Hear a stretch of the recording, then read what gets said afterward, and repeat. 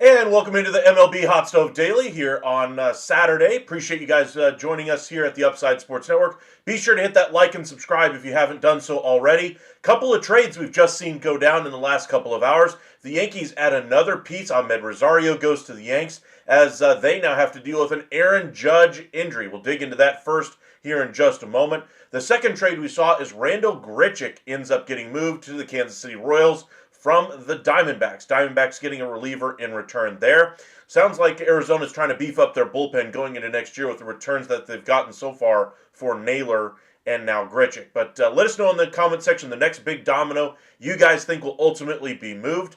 But let's start with the big news today and the injury to Aaron Judge. Now, he had an injury to his elbow, it sounds like, in the series against Toronto.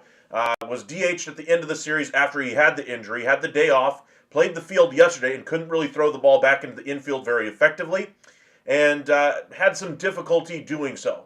Today, he was scratched from the lineup. They go ahead and run some tests on it, and it sounds like this is going to be more of a debilitating injury from the standpoint he's not going to be able to play the field the rest of the year. He's going to need surgery in the offseason. From what we've heard anyway, it sounds a lot like what we saw with Bryce Harper a couple of years ago with his injury. But Judge will certainly, it looks like, not play the field again this season for the Yankees. Now, that does not mean he's out for the year. There was some worry out there that maybe this injury would keep him off the field the entire year. That is not going to be the case. It sounds like he's going to be on the injury list for anywhere between 10 to 30 days. That's a wide range right now. But Aaron Judge, it sounds like, is going to try to tough it out through the end of the season here and opt for surgery after the year. But he'll be returning as a DH only if and when he does so. Aaron Judge as a DH is still better than almost every single one of us, in an everyday capacity. But Aaron Judge, probably one of the most prolific hitters in Major League Baseball right now, if not the most prolific, would certainly be one big hole to fill in that lineup. Now, you look at the Yankees roster as a whole. They have Garrett Cole injured for the year. Luis Gil starts the season injured for a couple of months. Same goes for Stanton. They've been struggling to find a third baseman. They finally make the deal for Ryan McMahon. Then they get the bad news on Aaron Judge. You lose Juan Soto before the season even begins. Devin Williams up and down in that closer role. You have some struggles at the back end of that rotation as a result of not having Garrett Cole.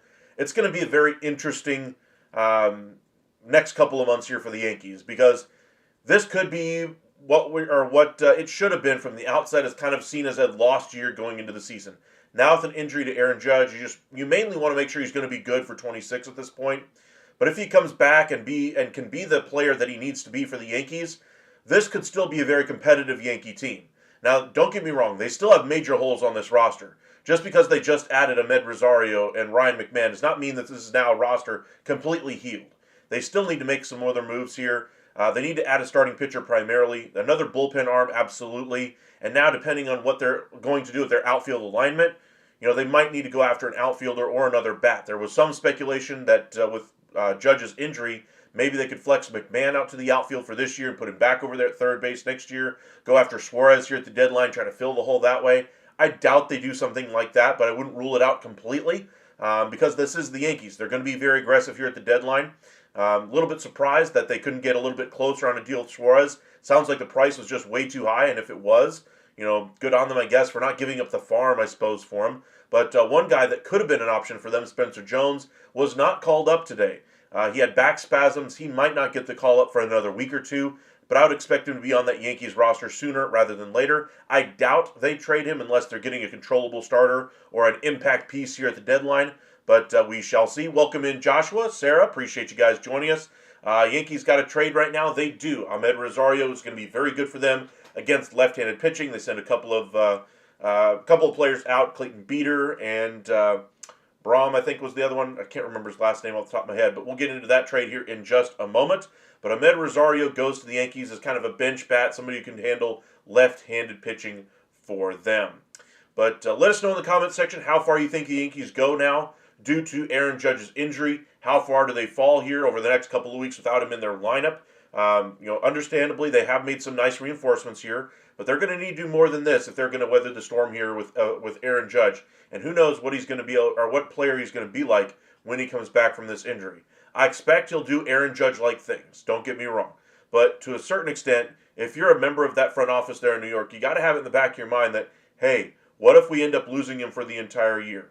Do we just go ahead and scrap it and sell here at the deadline? I doubt they go that far. Or is this just a cursed year and we try to make it, we keep trying, and every single time we turn around, there's another debilitating injury to our roster. You have Garrett Cole before the season starts, Heel, Stanton before the season starts. Now you got Aaron Judge right now. It's just a tough time for the Yankees. You never want to see a team not make it, as far as they can because of an injury. You always want to beat your arch nemesis when they're at their best, because you want to beat them at their best. You don't want to win by, injury, by count out, if you will. And the Yankees might be having a tough road the rest of the way. They're a game up right now from going out of the wild card, or from losing their wild card spot right now. They dropped another one to the Phillies. I wouldn't be surprised if we saw the Yankees on the outside of the playoff picture looking in as soon as a couple of days here. Texas is coming on strong, had a walk-off win today against the Atlanta Braves. When their starter had a lot of issues early on, Kumar Rocker was able to still give them 4 innings, and you were still able to get through and win that game. They'll wrap up their series tomorrow. I believe Bryce Elder is on the mound for the Braves. They should win that game against Atlanta, and I would expect Texas to be in a wild card by the end of play tomorrow night. So, Rangers fans, you've had a great season so far as with that pitching staff. The offense is finally starting to click, and we'll see if they ultimately make the big investment I'm beginning to believe this front office is going to make on the offensive side and in that bullpen. Welcome in, Heel, Theo, Sean. Appreciate you guys joining us this evening. Yankees did get Ahmed Rosario. Good evening. The beat just goes on for the Blue Jays. My expectation for the season and deadline are getting extremely high right now. I do love your Blue Jays right now. The Blue Jays are just absolutely tearing everybody apart right now. They've been the best team in baseball for basically the last two-plus months at this point. They played some really strong ball. Now, the question is, do they have enough pieces to perform in October? I think they'll probably win the AL East right now. The injury to Aaron Judge, the up-and-down performances of both the Yankees and Red Sox anyway, even when Judge was healthy, lead me to believe that the Blue Jays are probably going to run away and hide with that division. I think they're going to be the only team that runs away and hides with their division, because the other two division leaders, the Houston Astros and the Detroit Tigers, let's just say they've had their struggles, especially over the last few days for the Houston Astros. They've lost 3 straight now to the A's, I believe. I'm not sure if that game went final, but I know they were losing in that one. But let's go ahead and check out the scores from some of the games today. All right, let's see here. Phillies, as we mentioned, ended up beating the Yankees 9-4. Mariners and Angels tied at the bottom of the third, 1-1 there. Rangers did win walk-off fashion in extras. Blue Jays 6-1 winners over Detroit. This is one team I'm beginning to have my worries about. Skubal pitched great for Detroit, put up zeros all game long, and yet Vest has come in and coughs it up here. The bullpen was starting to look a little bit thin the last couple of weeks here. Starting pitching has looked really thin. Offense has been non-existent here for Detroit, and I just don't see the end right now for Detroit. We'll look at their schedule here in just a moment, but right now they are not playing good baseball. The only games they're even competitive in are the games Tarek Skubal starts. The game today, they were in it until, he came out, and then immediately runs came on the board for the Blue Jays. Pirates win 2-0 over the Diamondbacks. Mets losing 1-0 in San Francisco. Rays continue to have a little bit of struggle, and they actually have sent up the flare that they will likely be a seller at the deadline with their recent struggles. Unless there's an abrupt change of course there, it looks like Tampa Bay is at least letting teams know that even Yandy Diaz will be on the block. Brendan Lau, who hit the IL, is also going to be out there. A couple of their expiring deals will be out there, and maybe one of their controllable assets on the pitcher's mound would get it there as well. But Tampa Bay lose 6-2 in Cincinnati. It looks like Tampa Bay is waving the white flag on their season, even though they are right there on the AL wildcard picture. They are certainly trending the wrong way. They're one of the worst teams in all of baseball over the past month, and have really struggled to get runs across the board, struggled to lock things down in the bullpen. They tried to make a stab at it with Baker. They traded the number 37 pick to do so. Maybe they're hoping they can have the long-term future there with Baker, but that's an expensive cost for a bullpen arm that's not going to help you in October this season. Orioles absolutely drummed the Rockies 18-0. Orioles looking a little bit more like the team we expected them to be going into the year over the past month or so. The A's did, in fact, pull it out over the Astros. Nick Kurtz did not hit 4 home runs again, but they did win 5-1 there. Hunter Brown ends up with the loss there. Let's see. Looks like they tacked on 3, so Hunter Brown actually is pretty solid in the game. Okay. Joe Ryan, ouch. Looks like they tagged him for about 4 or 5 runs in that one. Nationals win over the Twins 9-3. That might impact a little bit of the teams chasing Joe Ryan. Cubs get back on the winning side of things, 6-1 over the White Sox. Marlins continue to cruise right now, 7-4 victory over one of the hottest teams in baseball going into that series, the Brewers. Junk with another win. He's turning into a nice starter for them. And Phillips with the first save of his career. That's a good one. All right, one of the best games of the day, the Los Angeles Dodgers versus Boston Red Sox. 4-2, Boston takes it. Chapman with his 18th save. Crochet outduels Clayton Kershaw. Ohtani homered to lead off the game anyway, but ultimately not enough. Dodgers will be active here at the deadline. I have no doubt that they'll try to add at least a bullpen arm, an elite bullpen arm. I question whether or not they're going to try to add another bat. We shall see, but this team just needs health primarily here. Padres bench is cleared again in this game after Manny Machado was hit by a pitch. They end up winning 3-1 over the Cardinals, and then the makeup game, they played a doubleheader today, Guardians and Royals, with basically them splitting the two games there. Clase taking loss in one of them and then taking the save in another. So kind of a double duty there for Emmanuel Clase today. Could have been a 2-game sweep anyway if the Guardians had their way, but honestly, for all the teams in the wild card, these two teams are going to be trying to compete for that wild card spot. You kind of like seeing a split, honestly. All right, let's try to catch up on a few of these comments here. Randall Grichuk did get traded. Yes, sir, Sean. He did get traded to the Kansas City Royals as they look to kind of add small pieces around the periphery of their team. Buy very, very low-cost options here. Adam Frazier from the Pirates, now Randall Grichuk. I wonder if they try to do something else in that bullpen as well. You think the Yankees are more than likely out of Suarez? Maybe they just want another ace instead of a big bat. They have to get another starting pitcher in there first. I'm just saying that with the Judge injury, I wonder if they revisit the idea of Anthony Suarez, not Anthony Suarez, of Gino Suarez anyway, if they still have some flexibility at the deadline.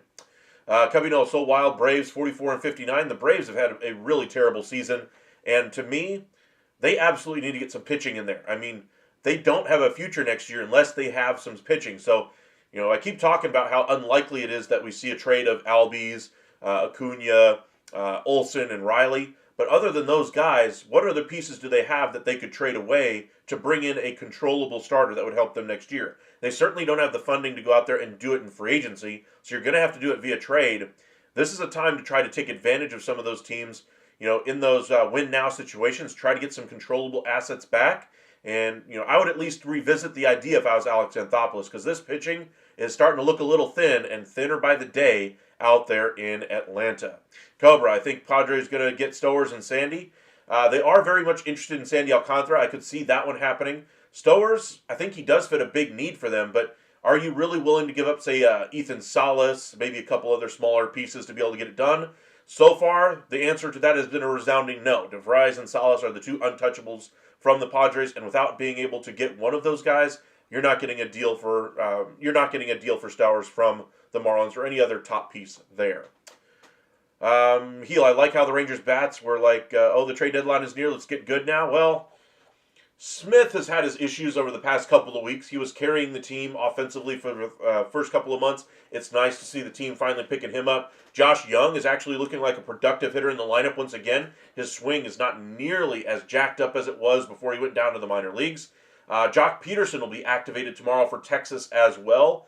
Rowdy Tellez, I'd imagine, is going to be the odd man out pretty quickly here around the trade deadline, whether he loses his spot when Peterson comes up or if they go a different direction. Could be an interesting couple of days here for Texas as they kind of maneuver their roster with the pieces coming back and with the trade deadline coming up as well. Stowers is Miami's building block. I agree with you there, Cubby Knoll. I would not be trading Stowers if I was the Marlins.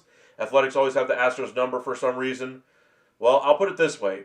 Kurtz, Rooker, Wilson, Soderstrom, Langoliers, Butler, they certainly have a nice offensive nucleus building there out there in Sacramento or Las Vegas in a few years. But the A's certainly have a great player in Nick Kurtz. I think he's on that same level with Ohtani and Judge as far as ability to impact a game. And I think he'll get, or take it back. I think he'll get to that point next year. Did something a rookie has never done. Go 6 for 6 in a game, 4 homers in a game. That was absolutely incredible. So good on the A's for not trading that talent when they, I'm sure, had offers at some point to add some pieces in the offseason, add some pitching, controllable pitching, and instead held on to him, rightly so, because he certainly looks like the future of that entire franchise. He is the cornerstone building block you build around, and you go from there. He looks really good in an A's uniform, I will say that, and he's only going to get bigger. I like his nickname, too, the Big Amish. That was pretty cool. Who gets Suarez? Great question, Sean. We posted a video earlier today. Make sure you guys hit that like and subscribe because you'll get all the content around the MLB trade deadline, including the video we put out earlier this afternoon detailing the Seattle Mariners and the Chicago Cubs were now seen as the co-favorites for Geno Suarez. Now, the Reds are still on the periphery of this conversation. The Mets, Yankees, Blue Jays, Rangers to a lesser extent. Basically, if you're in the postseason hunt, there's at least some tie to Geno Suarez because he is the best rental bat available. The question is, who ultimately is going to be willing to pay up the price? To me, that's going to be the most desperate teams. Yankees, after they make the trade for McMahon, I thought they were going to take a little bit of a step back from the table here, add some starting pitching, a bullpen, and if he was still in the market, maybe they throw in a legitimate offer. I don't think they have the opportunity to wait anymore. I think they have to go out there and add a starting pitcher first, see where they stand, and see where Suarez sweepstakes are after they make the starting pitcher trade. Once they get that done, I think they'll be set up for success pretty well. Bear with me for just a second, saw something pop up. There we go. Okay, but the Yankees just need starting pitching. Now, the other teams in that mix, the Blue Jays, I could see them being a fit there. I'm not sure they would do that. I think they'd be looking more for an ace along the lines of a Dylan Cease. Something along those lines I think is a more likely option. But the two favorites to me are, I agree with John Heyman on this one, the Seattle Mariners and the Chicago Cubs. Now, Mariners are said to be very much interested in bringing in Suarez. They wanted to get Naylor's deal done because it was a small deal to go ahead and help get the deal done now, to help out their lineup now until they get Suarez or another impact bat. It doesn't sound like the Mariners are done adding here at the deadline. With that said, they're going to have to give up a pretty prospect or two in order to get the deal done. A lot more than I'm sure what they were willing to do so, say at the outset of the season. Because Suarez is just that impactful of a bat right now. It's going to cost a pretty decent prospect, and or maybe two of them. The Mariners really haven't traded any of their top prospects in a while. They got a really deep farm system right now. I'm sure they're loath to trade from it, but now is the time to push the chips to the center, and it sounds like the Mariners will do so this year. But as far as my favorite, it's really close for me. Cubs and Mariners. I'm going to lead the Cubs because I think there's a little bit more thirst to be able to get the deal done on their end. They need starting pitching, yes.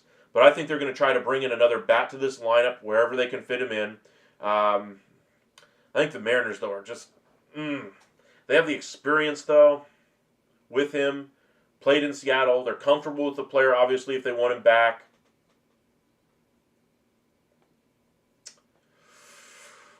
I think I'm going to stick with the Cubs, though. I think they're the desperate team because of the all-in moves they made this offseason for Kyle Tucker. Mariners aren't necessarily all in like the Cubs are, and so I think you'll get the bigger offer from the Cubs for Geno Smith. So I think that's the more likely of the two that gets him.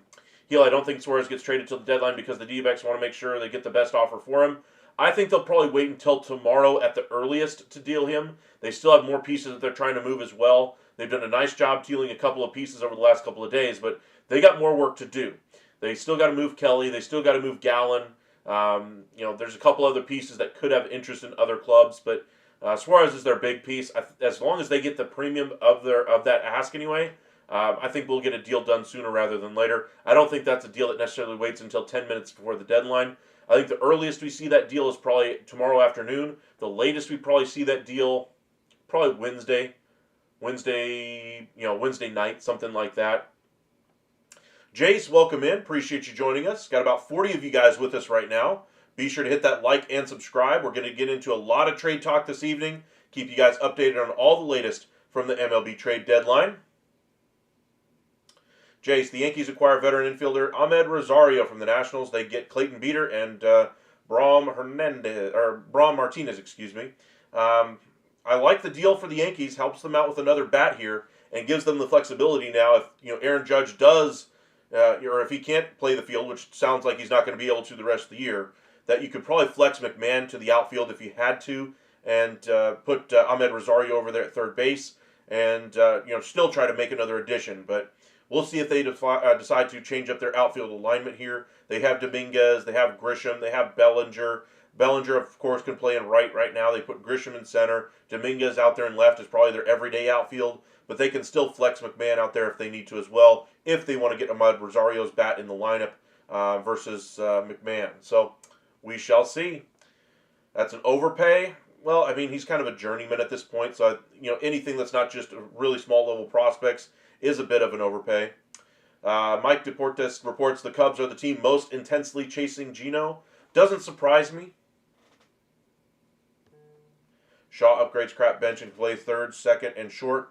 I think he becomes your utility player. I don't think he rides the pine, but I do think he'll be in the lineup, 6 out of 7 days. I think Gino probably I think Shaw's probably a better defender right now than Gino over there at third. So if they can get Gino's bat in there as, say, DH. But I think with their outfield, they have a pretty good outfield anyway, but they do like to use that DH spot in a bit of a rotating door over there a little bit. Maybe that's Suarez's spot if they get that deal done. Daniel, who's a player you predict gets traded to Toronto? Great question. To Toronto,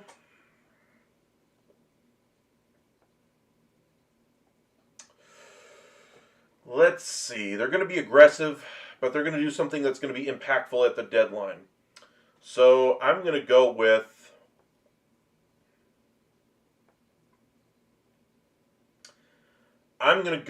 Merrill Kelly or Zach Gallen. They get one of the two Diamondback starters.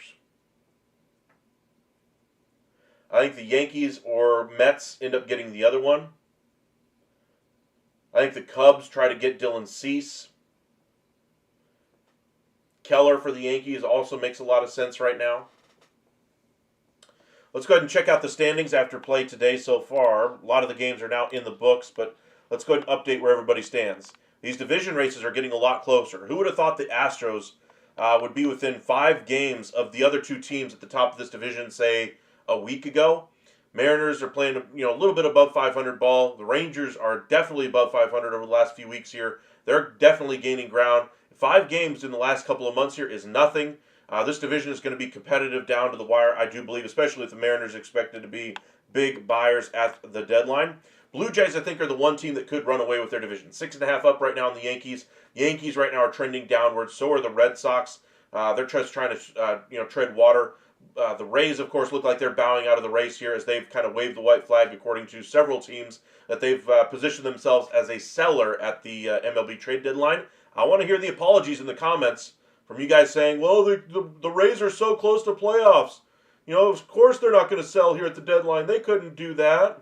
They've done it many times in their history. I don't understand why I got so much pushback on it. I want to hear those apologies from you that did say those things.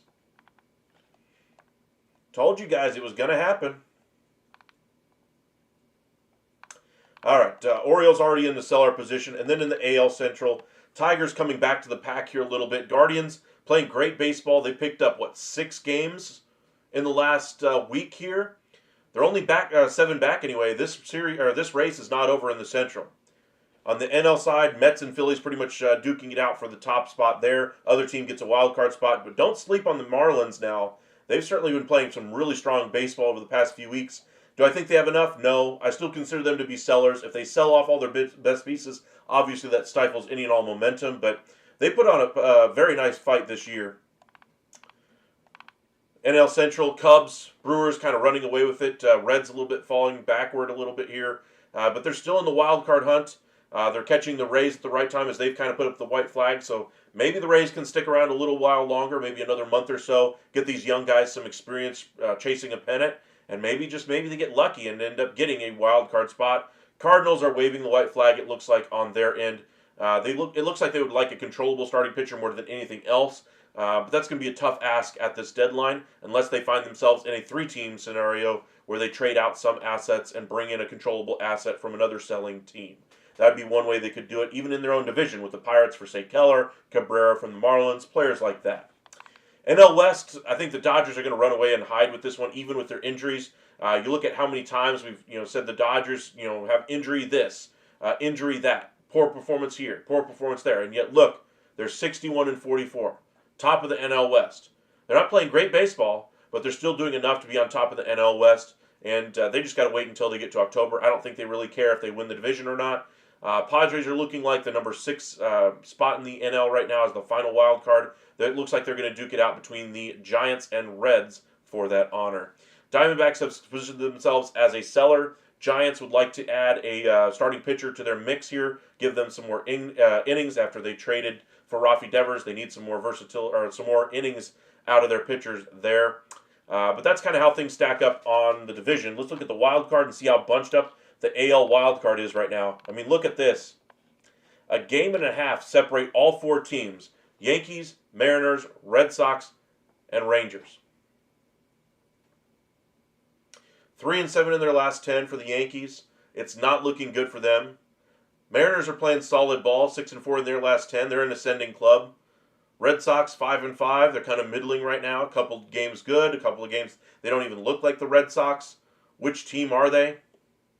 They're an inexperienced young team, which is why a veteran like Bregman should be able to kind of help calm some of the nerves in that clubhouse.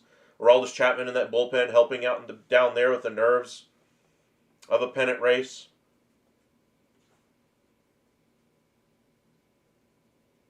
Let's try to catch up on a few of these comments here. What a walk-off. Absolutely it was. Astros could be a landing spot for Suarez. I could see that. He's not a massive contract anyway. They can still afford it within their books. Maybe a Melton goes the other way. I think that would be a decent option there. What a walk-off 55-50. Yandy Diaz to Texas is cooking. I think that's a really good option. I would not be surprised if we see that Jake Berger heading the other way, along with, say, a couple of pitching prospects. Daniel Fair, I was thinking they put up huge prospects and get Yohan Duran and add another reliever, like they then go for a Seth Lugo type trade. Well, I think if they're going to add at the deadline here, I think they're going to add a starting pitcher if they can at that price. Otherwise, I think they're going to go a little bit cheaper options in the bullpen. A Lugo type trade for a starter, I don't think does anything for the Blue Jays anyway. The only thing I worry about in the West is the Astros' whole starting lineup basically is fully rested and should be ready to go with the same with the rotation. Well, it's still going to be some time until they're fully together on the field at the same time. So fully rested, sure. Knocking off the rust is also another possibility. But they're a really good team. I still think the Astros end up winning the division. That's only a 3-game slide against the A's. And before that, Paredes goes down. They still were able to win against a struggling Diamondbacks team. Ended up taking a couple from the Mariners in Seattle as well. And they look like they're a really strong team. But losing 3 straight has at least closed the gap for some of these teams chasing them, and at least makes it an interesting proposition to see if they can get the job done. All right, let's see here. Mark, appreciate you joining us. I thought I saw where CY said the Rangers really cannot buy at the deadline. Think it will cost them a serious run in the playoffs. They really don't have the pieces, the bats that you'd like to throw into these deals. The Rangers, a lot of their pitching is older, and so they're trying to develop this next wave of pitching to kind of hit the majors at the same time. And they got a really nice group of pitchers coming, and I think they're loath to trade from that group. But if you have a chance to win a World Series, Chris Young's going to get the deal done. He's one of the most competitive, president of baseball ops in the business with Bruce Bochy as his manager. He's not exactly waiting around for a 10-year plan. He's looking to win this year and add another ring to his collection, giving him 5 in his career. Bruce Bochy, that is. He's not sitting around because your numbers say that in 2026, 2027, you're better off by not trading these, lower level prospects or even, double A or triple A pieces for a major league impact piece right now. Bucci's not going to sit around for that to happen. A player that nobody's talking about that has a chance to be dealt is Sonny Gray. His contract is not even that bad. Well, he's got $35 million, I believe, next year, an option as well the following year. It's kind of a bad deal. 4 ERA, he kind of ballooned that a little bit as well since then. The last time I looked anyway with a horrible start against the Padres. But Gray's at least a veteran, could give you some innings, but outside of that, I'm not sure how good a quality they are at this point in his career. Daniel, with how much knowledge you have about baseball, I feel like you would have a brilliant content creator. You should make a trade deadline prediction video. Well, that's kind of what we do every single night. We talk about trades, try to make up some deals and kind of go from there. Ethan, what's Yandy's surplus? If I remember correctly, it was around 8 and change. About what Eugenio Suarez's value is right now. We'll take a quick look at the NL wildcard standings, and then we'll go into some trade talk here. Check out Twitter, or X anyway, and see if anything is happening there. Look how tight all those divisions are. And then you look at the Reds and Giants getting close. It's getting interesting. All right, let's check out X, see if anything is happening at the moment. Marcus Semien got hit in that ear flap and then ended up they ended up getting the victory. Here's what the Yankees lineup could look like against lefties with Judge out. Goldschmidt, Grisham, Stanton, Bellinger, Rosario, Chisholm, Volpe, Wells, Dominguez. That's still a pretty solid lineup. Even though McMahon, after they just traded for him, Judge in there. No Rice in there either. Ethan, I agree with you there. CY doesn't have a choice to go but hard. I'll put it this way. Bochy as his manager is going to push him. The Rangers, their play on the field is going to push him even more. They've earned the right to go out there and make a big addition here at the deadline. So even if it does sacrifice, say, a couple of their upper level prospects on the pitching side of things, and make them go out and spend more free agent dollars to fill holes in the future, they've earned that right. This team has played really well. The pitching side specifically has earned the right to be able to pitch into October and see if they have a legitimate chance to win another World Series. Because, the whole point of the last couple of years was to prove 23 wasn't a fluke. And I think they're proving it right now. They're playing really strong baseball, especially on the pitching side. And the offense is starting to really come together over the past couple of months. It's not just a 1 or 2 week fad. This is now a 3, 4, 5, 6, 7, 8 week trend now for the Rangers and that offense. But let's go ahead and get into some trades, shall we?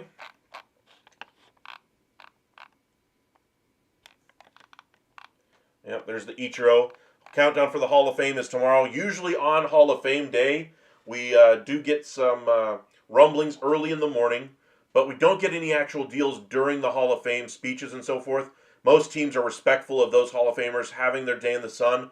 And then once we get the Hall of Fame speeches over and done with and everybody's shaking hands after the cameras go off, that's when we get a flurry of announcements as far as rumors coming out, team after team after team after team, hot after this player, this team not interested in that player. You're going to see a lot of those articles come out, and then by the same token, by the evening, you're going to see quite a bit of the trades start to come to fruition.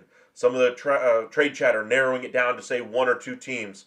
Some of the prospects that might go from one team to another for another star player. You're going to see a lot of activity here over the next 48 hours. We're going to be live quite a bit tomorrow, so be sure to hit that like and subscribe, and we'll be live again probably around 2, 3 o'clock in the afternoon. We'll probably do a 3, 4, 5 hour live tomorrow, doing a lot of different trade talk as well. Drake, Berger, and Duran for Yandy Diaz. That probably gets it done, honestly. Clears up 2 roster spots as well. Mark, think an interesting idea would be if Texas can sign a few starters for an extra year. What do you think about Rocker in the bullpen next year? Fastball 97, 98 plus, and that cutter 91, 92 would be nice as a late inning arm. Well, here's the thing. If you have a starting pitcher who's as good as Rocker has been over his last 6 starts going into today, he had 1 clunker anyway coming right before the break, I believe, or right after the break. I can't remember. He's had 2 clunkers anyway in his last 7 starts. Today was a bit of a clunker because of how many pitchers he had to throw in 4 innings, but he was able to somehow manage them to only get 3 runs on the board. That speaks to his ability, and he's still just learning. He's a baby on the field. He's out there like a baby deer wobbling on his legs, and he's doing okay. I think it's just way too early to pull out the rug underneath him just because you need a late inning arm for a short-sighted option right now back there. Go out there and make a trade for the big reliever. But don't sit there and sacrifice the future, what you have in Kumar Rocker in a rotation, because you need a late inning arm right now or next year. Do I think his stuff could play up in a late innings role? Absolutely. I think he would be a great late inning reliever. But I'm going to give him every single chance I can to stay a starter in the major leagues. And remember, this is really his first ever season in professional ball that he's going to be throwing as many innings as he has. So I think in his entire career up till now, he's only thrown a combined 200 innings in, I believe, 4 years, something along those lines. So, like I said, baby deer out there. Let him learn through his mistakes. Yes, you don't necessarily want to do that on a postseason roster, but he's proven the ability to stay up there at the big club. Until that changes, if he has another start like this one in a row, maybe they move John Gray into the starting rotation at some point down the line. That's also a possibility. You got Tyler Mahle coming back. I think when Mahle comes back is probably when Kumar Rocker loses his spot in the rotation. They try to limit his innings because of how many innings he's thrown so far in his professional career. But that's just another thing to kind of keep in mind around Kumar Rocker. Is he's so young out there, so inexperienced, and yet he's still doing this to major league hitters in a really good lineup in Atlanta that struggled the last couple of years, but certainly has the horses in there to put up a nice big number on any given day. But let's get into some trades, shall we? We'll start with the trade boards, and then we'll go ahead and do some actual trades. There was the trade we just saw, Grichuk. There was the trade we saw, McMahon. Bogarts is not moving along with Cease in that deal. That's literally not going to happen. Brendan Donovan to the Yankees. This is kind of something I'm curious about. There's some people of the belief that Brendan Donovan could be available here at the deadline. He's a very good player. If you're the Yankees, would you give up Dominguez, Selvage, Flores, and Cunningham? It'd be close, but I'd probably lean yes on that one. Maybe you get them to throw in a Mats in that deal to help out in your bullpen. There's the deal, kind of, what we just saw with the Ahmed Rosario deal. Merrill Kelly and a bullpen arm and Beeks for Selvage. I don't think that deal gets done. I think they'd be looking for a different piece there. Duran to the Yankees for Hess, Escara, and Cunningham. That's not going to get it done. They're looking for 2 top 100 prospects in return for Duran. Now, while I understand that's astronomical price for Yohan Duran, that's the price. I think they would at least get 1 top 100 piece, and none of those guys to me qualify as that, not even close. And so, where do they go? We shall see. Duran's value has also gone up as well. Let's see here. Bednar, Keller, and Santana. So basically 3 of the best tradable assets the Pirates offer for Tiedemann, Wagner, Kasevich, and Roden. That ain't happening either. They're going to want some of the top talent that they have to offer, not the 3 through 6 guys.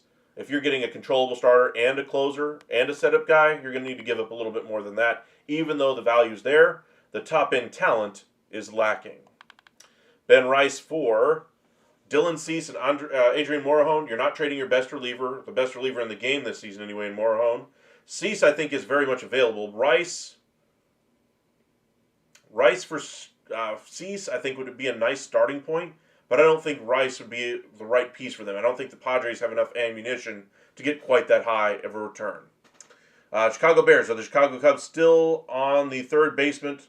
Are they still on the third baseman for the Arizona Diamondbacks? They are. They are considered one of the 2 favorites for his services, with the Seattle Mariners being the other. I know you don't care for Finnegan, but if the Rangers make like 3 trades, this could be one small one. Foscue straight up. True. I mean, that would be a decent deal, but I don't see where I would be comfortable having him on my active roster. As far as the bullpen goes, I'd still like Martin when he's healthy. I'd still like Wynn even over Finnegan. He's been very good in that bullpen for the Rangers. I'd still like Latz back there. Who am I else? Garcia, that's 4. Who else is in that bullpen? Armstrong, Milner, that gets you to 6. John Gray gets you to 7. And I think they'll go for a bigger closer for the 8th spot, or Martin gets that spot as well. All right, let's get into some actual trades, shall we? With the Rays waving the white flag, let's see what we could come up with. We've already done the Rangers before, but let's update that rumors there, because I think he would be a great fit for Texas.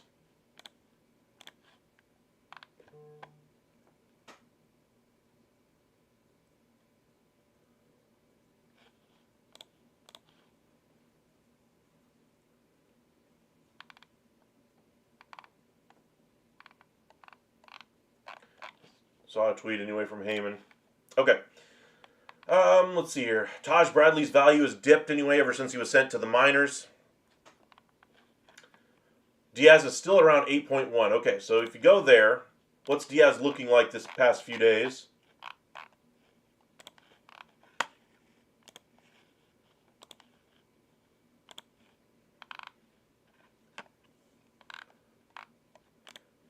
Game logs.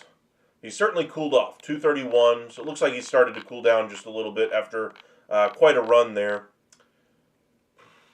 1 for 4. Had a homer. 0 for 4. 1 for 4 had a homer. 0 for 4. 1 for 4 had a homer. So he's basically what? 3 for his last 20 with 3 home runs.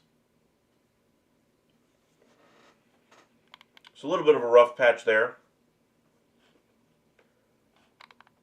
He doesn't usually stay in those rough patches. That looks like one of the rougher patches of his season so far. Okay, so you get Diaz. You go to the Rangers. I think Berger would be the first piece that would fit, obviously. Although I don't think they need a first baseman back in return. Let's say they don't put in Berger. I think they could find another deal for Berger elsewhere. Let's say they throw in the starting pitcher. Say they go after DeVio, and they take another lottery ticket in Santos. That's pretty close.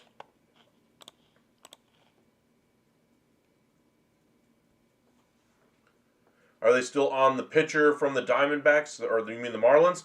They are still interested in Sandy Alcantara, but they're mainly looking at Dylan Cease from what I've heard. They're looking at Mitch Keller. They're looking at Edward Cabrera, those players there. So if you're referring to the Marlins player as Cabrera, then yes. Alcantara, less so. Mark, do you think you could be a closer for Texas? He has the stuff. I think he has the mental side also.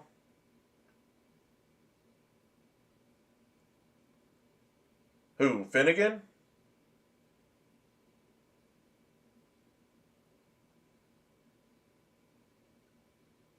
Or are you talking about Kumar? Mental stuff, I think you would need to grow into that. You need to grow that mentality, which is why it would take a little bit of time for him to get a closer role. But as far as a late inning guy, eighth inning setup guy or seventh inning setup guy, since he's a starter, he could probably throw you 2 innings and shut the game down there.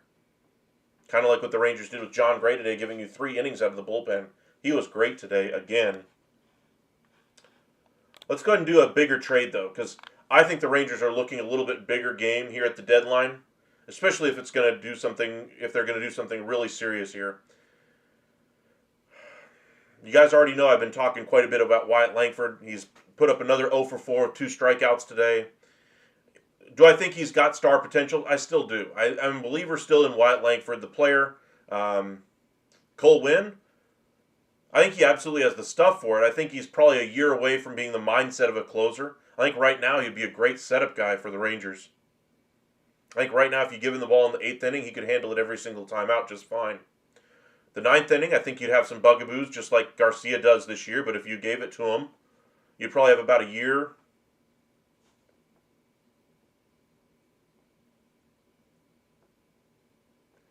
All right. Can we get that taken care of, please?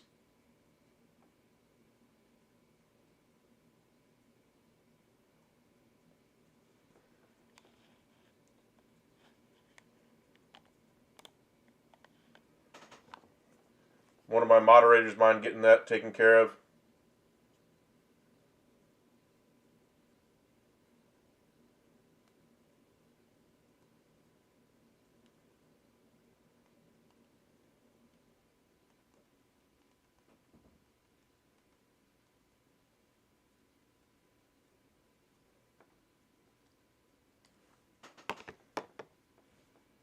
We'll get that taken care of, guys. Sorry about that. All right. I recognize that this is not the place to say things like that in the chat. Now, the gay part's just fine, but we don't tolerate that kind of talk in the chat.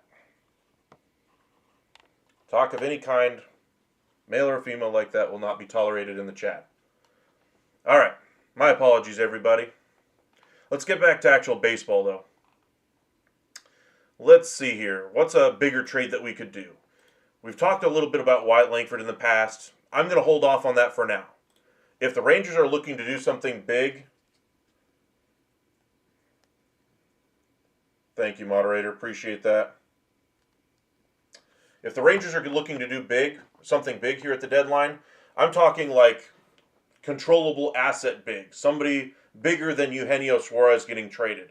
The Rangers are playing that good right now to where they deserve to have the team try, at least try, to get those types of players. We're talking Brendan Donovan type, Matt Olson, Austin Riley, J. Ram, those types of players. Those are significant franchise-altering pieces that I think would certainly kick things into overdrive and possibly make Texas the favorite for pretty much everybody in the AL side to get to the World Series. Now, the World Series to me would still run through LA because they are just that that stacked up with talent. The question is, can they stay healthy enough and can they perform in the when it really counts? Those would be the bigger issues there. But if they were able to pull off a big trade like that, the pitching is certainly there for the Rangers right now. If they add an elite closer, say they go to the Guardians, they had Clase before. I know he's pricey.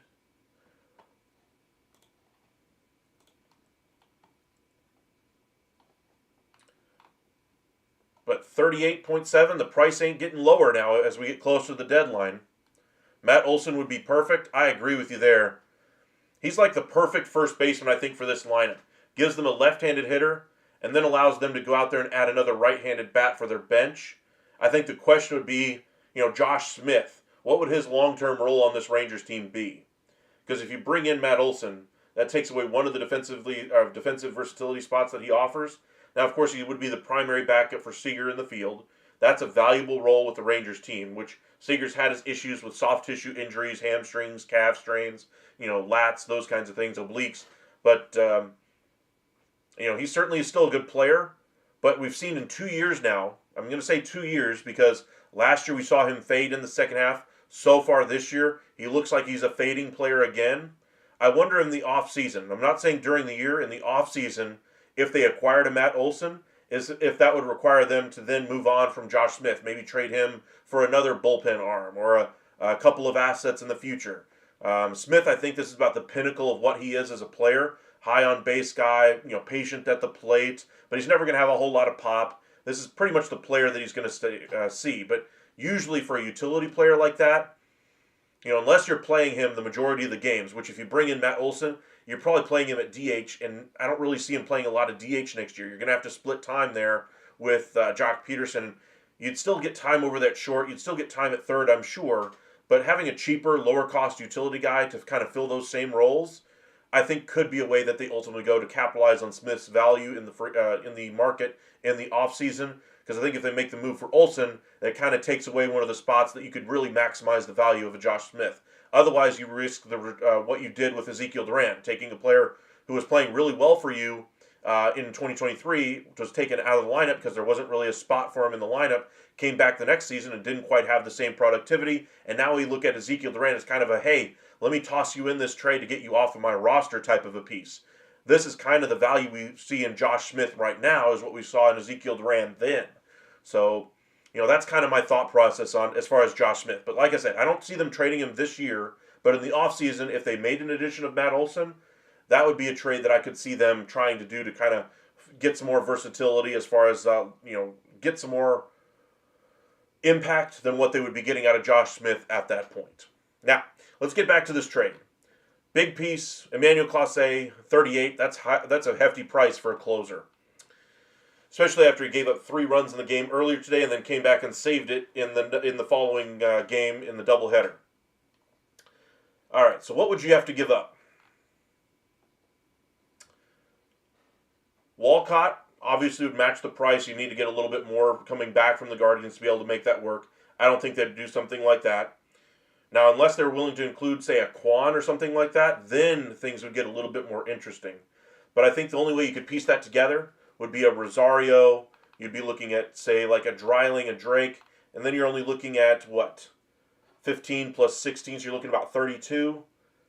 So you'd have to probably trade 4 prospects, 3 of them in your top 10 for Emmanuel Clase, without giving up Walcott or Langford.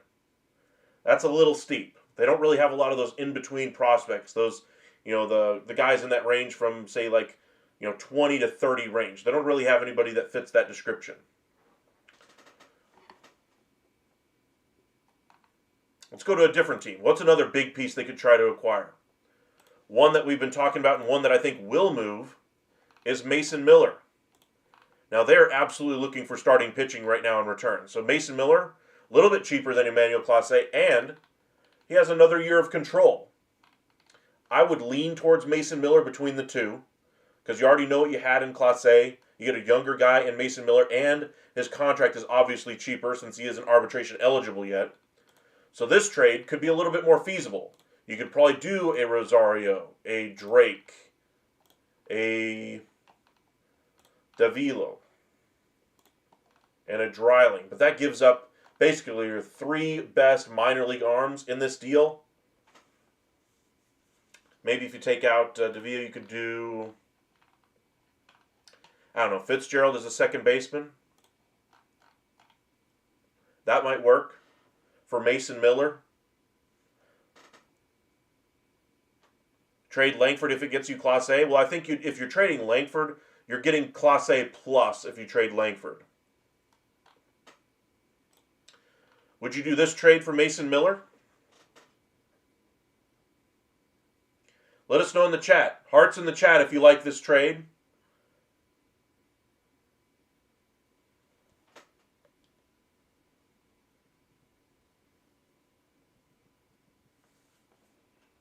If you don't like the trade, let's do smiley faces if you don't like the trade.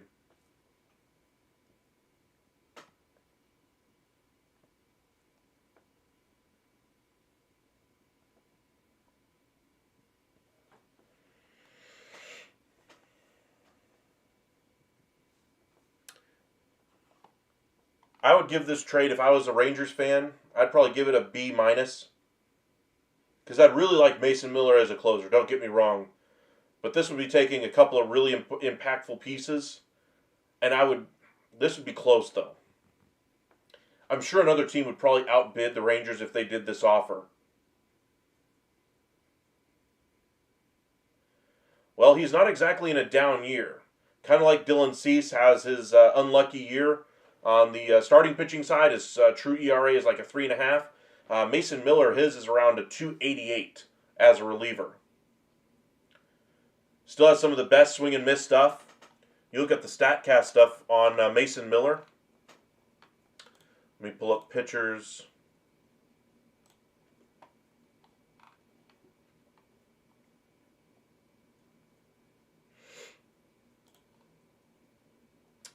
Miller in the 99th percentile in strikeouts. Now, he does give up the fair amount of walks, but look at the whiff rate, the velocity, the chase rate, 97 percentile in chase rate.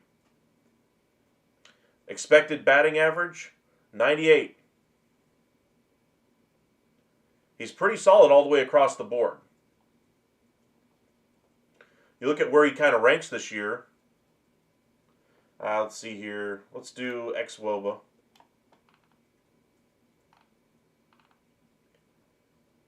Where is he? I think he was in the right around 90. Class A is at 93. Yeah, there he is, right at 90. Look at the slugging percentage against. That's why Morhone is, right at the top. The best reliever in the business this year. Brock Stewart is pretty good as well. He'd be a low-cost middle relief option for somebody this year. Ain't no way I'm giving Drake. Yes. John, are the Yankees going to add pitching next? They better. They keep adding these bats, but I think they've got something in the works for a pitcher. If I had to guess, I'd say they end up with one of Kelly or Gallen. The last option, I think, would be one of the two controllable pitchers. I think they end up getting one of those guys. I don't think they get two. I think they get one of those starters. Too rich in pitching prospects? I wouldn't say you're wrong.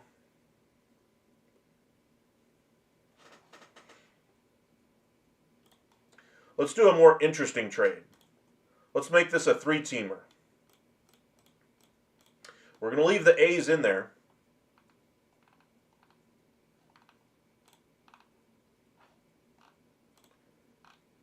You guys already know where I'm going. I'm going to the Marlins.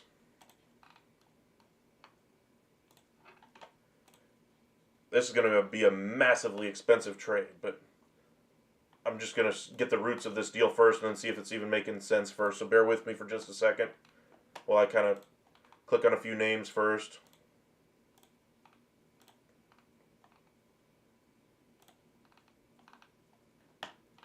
Are you Noble?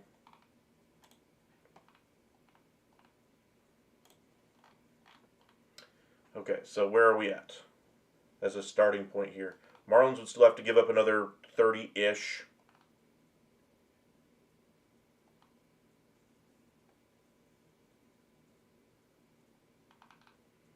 Lopez. No, this doesn't make sense. Okay. I was just kind of floating that one real quick in my head. I just wanted to see what the numbers looked like. You would like Miller just giving up pitching? True. If you did just the Langford piece of it, though, you send Cabrera to the A's. They get the controllable starter they've been looking for.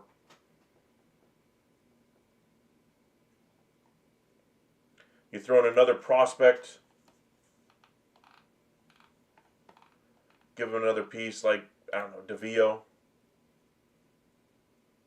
Actually, no, Santos. To the A's. Sam Case, welcome in.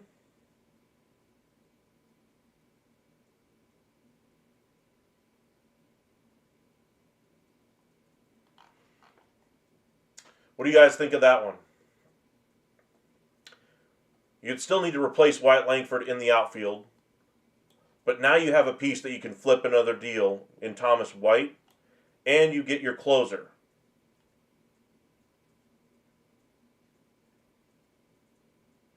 So if you flip Thomas White for, say, I don't know, Brendan Donovan or, somebody in that range.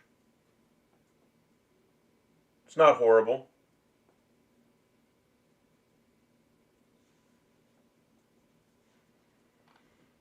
Let's clear it out. I want to go back to kind of basics on this one a little bit.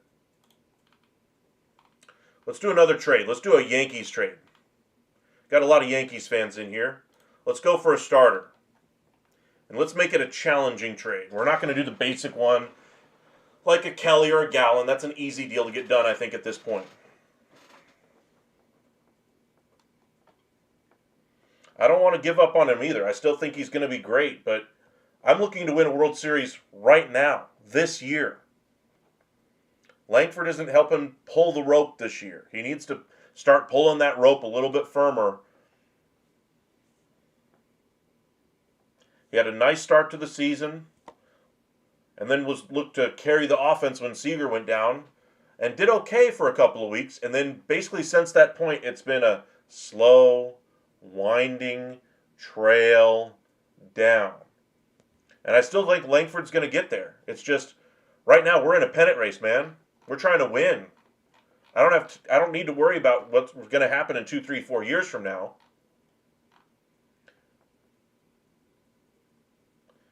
That thought actually occurred to me before, Theo, because I was looking at Ketel Marte because of how good of a year he's having. I just don't think there's any way that you could convince the Diamondbacks to part with him, even if you offered them the farm. Like, I just don't see them even thinking about it. Like, for them to move him, like, I just don't see it. You're basically trading your team away at that point. You're going back to ground zero. That's not just trading pieces at the deadline. That's changing your core down to the foundation and then punching a jackhammer through that foundation and saying, time to be done with it. Now, you still have Corbin Carroll. You'd get a massive trade haul back, don't get me wrong, but I just don't see them doing that to themselves. But what are his numbers, just so you can kind of see his numbers by month? He's hitting .087 in his last 23 at-bats in the last 7 games. Last 30 games, hitting .231. On the season, hitting .229. His on-base is pretty solid. Steals are decent. Home runs are decent. But come on, man. 39 RBIs for a cog in the middle of your lineup. For a cog that was your number 2, 3 hitter for the majority of the season so far. He's young. And he looks young. He needs to go somewhere where that pressure is ratcheted down. And that pressure ain't going down in a pennant race, my guy. Do I think he could handle it? Absolutely. One way or another, I think Wyatt Langford will still be a good player in Major League Baseball. Will he be as good as we all thought he was going to be coming out of college? I'm beginning to have some serious questions about that. Mark, would Texas send Langford back down to AAA? That was actually discussed. In case you guys are wondering, Langford was actually being discussed as a guy that could get the young treatment, the burger treatment, and being sent down to the minors to figure things out for a week and then come back up. And if he does figure things out, great. You keep on rolling.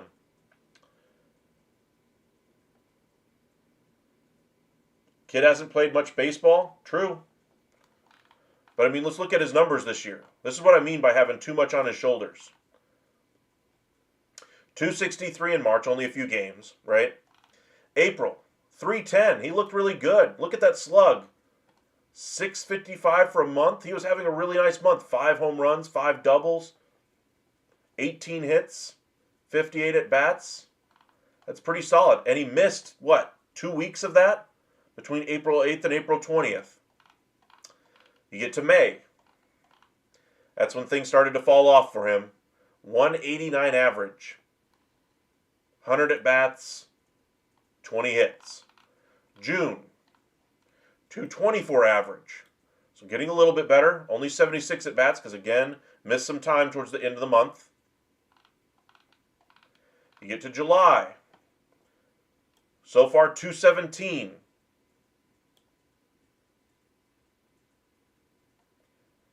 It's time for the Rangers to start thinking if this is a year they're trying to win the World Series, where does Wyatt Langford fit in that picture? Where does he fit in the lineup? What do you do with him long term? Don't forget about last September. True. AL Player of the Month. What do you have? A 600 slug? Kind of like what we saw in, April this year? Almost the same numbers that he had last year in September.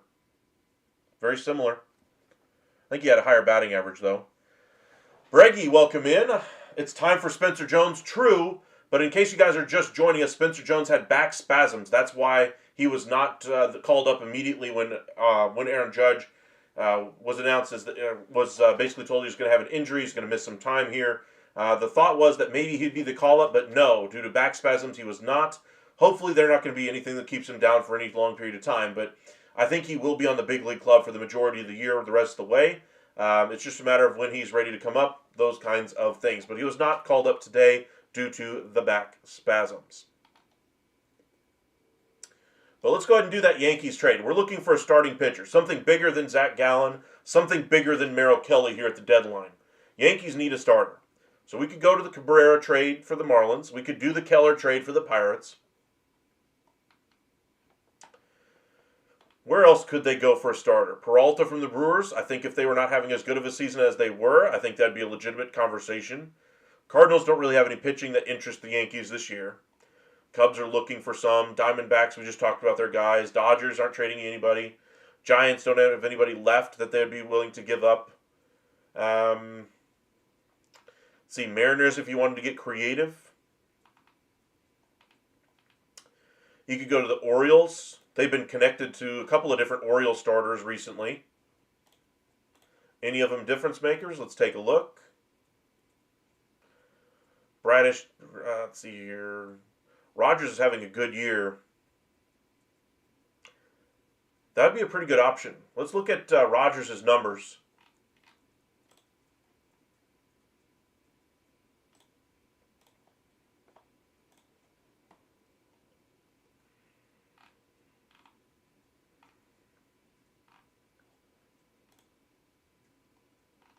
Eight games so far, small sample size. Basically since the end of May, he's made, 8 starts? And he's gone usually about 6 innings in most of those starts. Lower pitch counts. As far as the quality of the opponent, Miami, Atlanta, Tampa Bay, Colorado, Texas, Tampa Bay, and Boston.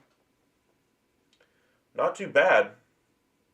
Worst performance looked like it was against Tampa Bay where he gave up 3 runs in 2 1/3. This could be an interesting trade target for the Yankees. And I don't think it would cost them to break the bank here. So you get Trevor Rogers. He's got, what, a 1.49 ERA? Yeah, through 8 starts. He's been pretty good. And he's got a year left to control. Cost isn't going to be anything noteworthy. It's not going to cost you Spencer Jones. But I think it could do Schlitter and LaGrange.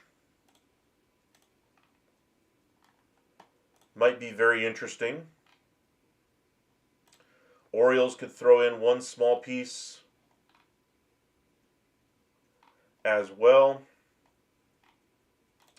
Let's go with relief pitchers here. Bautista's on the injured list. Way too much value. Pennington's now on this team. Interesting.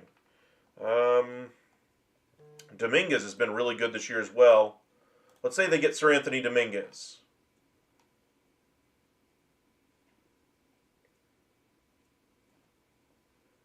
I think his numbers, let's see if he's, make sure he's healthy. 4 ERA recently. Let's look at his game logs. Was it just one game that went sour on him? Looks like back-to-back games against Tampa and Miami. Fairly recently, too.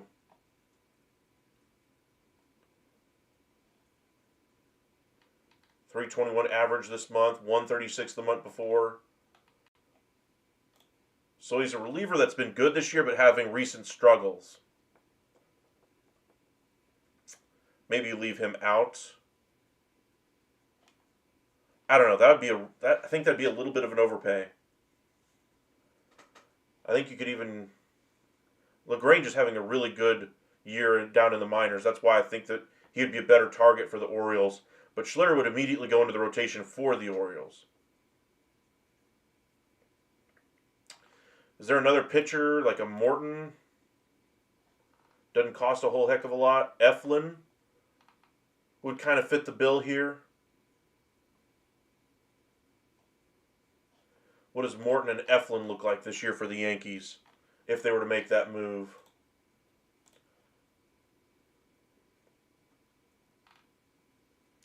.57 ERA, no thank you. And Morton, I know he had a nice run of games up until recently. Had a clunker the other day. 5.47 ERA. But he was pitching better if I remember correctly. Gave up 7 runs. Followed up with 6 2/3. Okay. 2.88 ERA in June. 3.9 in May. He had a 9 ERA in April. That did not go well at all for him. And only one bad game really since. Texas got lit up a little bit, but he'd be another depth piece for you. And it would save the Orioles a little bit of money.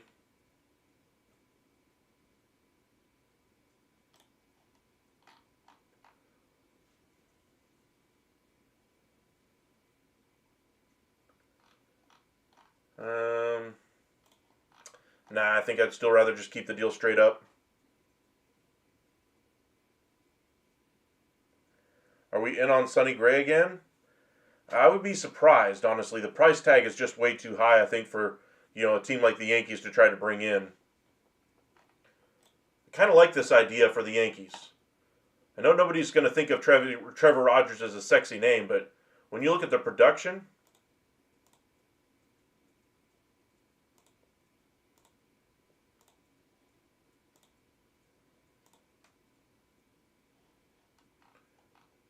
.149 in 8 starts, and he's going deep into games. That's pretty dang solid production. What's Schlitter doing for you? Or Stroman?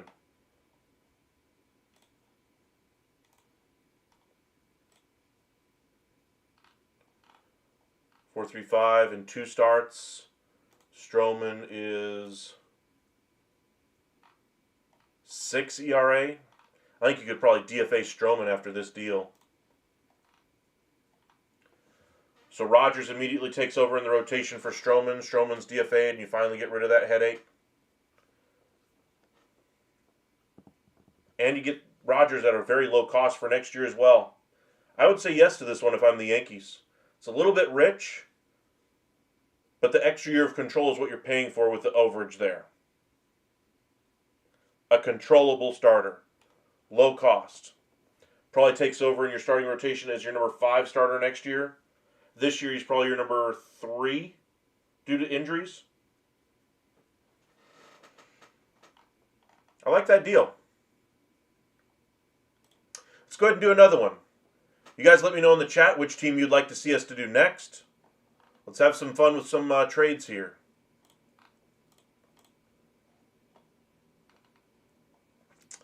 Who else we got in the chat? We could go ahead and look at Ketel Marte's value.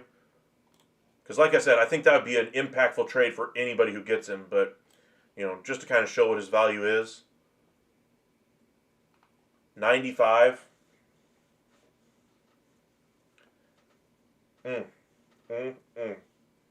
Controllable for 5 years, and that contract is cheap. You look at the StatCast numbers for hitters this year. Marte is top 5 in xwOBA. Slug, he's 97. Batting average, 98. On-base percentage, 99. Walks, 95. Doesn't strike out doesn't chase a whole lot outside of their own 79 percentile. Look at the company he's keeping with this group of players. Judge, Soto, Ohtani, Schwarber, Marte, Alonso, Seager, Guerrero. Like I said, I think it's just too big of a foundational piece if they were to try to move him. Texan USMC Astros. You want to go ahead and do an Astros trade? We can go ahead and do that one. Let us know in the chat. I don't know if you guys don't tell me. Let's do another Astros deal. To me, I'd be trying to look at a left-handed hitting second baseman and an outfielder, low cost, maybe a middle reliever. And if I could find an opportunity on a starter like Trevor Rogers, that'd be interesting as well due to the injuries. But you got Javier coming back, Arrighetti coming back. Your pitching is about to get better. Offense, I do have questions about the return of Paredes and others, how they ultimately will be coming back, etc. If you could double dip and get both, that would be really nice. But where could you make a trade with the Astros? The Angels, to me, sound like a really nice option. Ward would be a nice option out there for the outfielder. Moncada has the ability to play second base, third base. That might be a low-cost trade that might work, actually.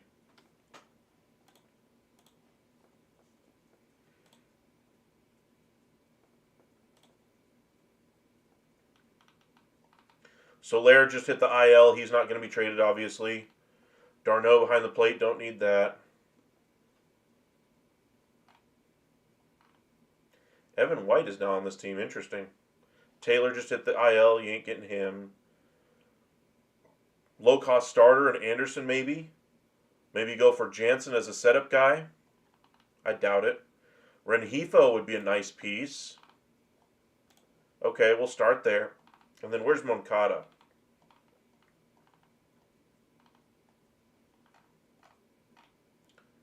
You got too much positive value now? Yeah, he's up to 2. Interesting. And then Ward would for the outfield piece. So that return, you're looking 11.9. That's a very, very gettable deal. You could do Melton as the big piece, but I think they would probably go for more of a, maybe a Yannick.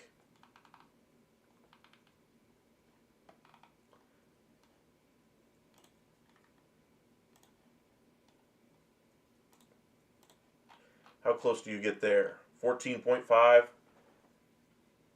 2 expirings in Ward for the Astros in exchange for a couple lower decent prospects anyway. Rengifo probably takes over on a short term somewhere. I'm not sure how big of an improvement Rengifo would be in the lineup then over Matthews or Altuve's ability to, until Alvarez comes back. But he'd have the flexibility to play all over the diamond with Brendan Rodgers' injury. Moncada takes over at third but the only piece that probably starts in the lineup once healthy is Ward. So I don't know if this is the right deal for them, but it would weather the storm until those guys get back. Because they could lose a lot of ground in that period of time. This one's not bad.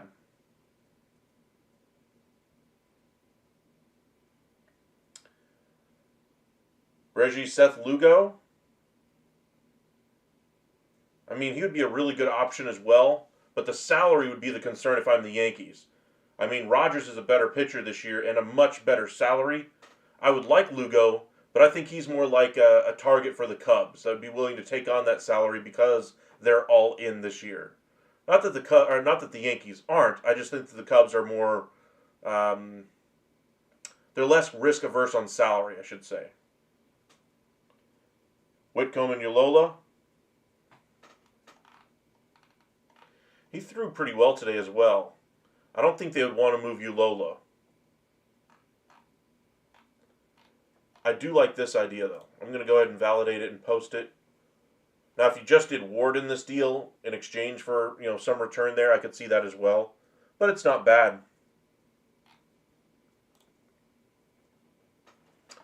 But Seth Lugo trades, I still think the Cubs would be a great fit. If he doesn't end up going to the Cubs, where else could he go that would be a fit to take on his salary next season?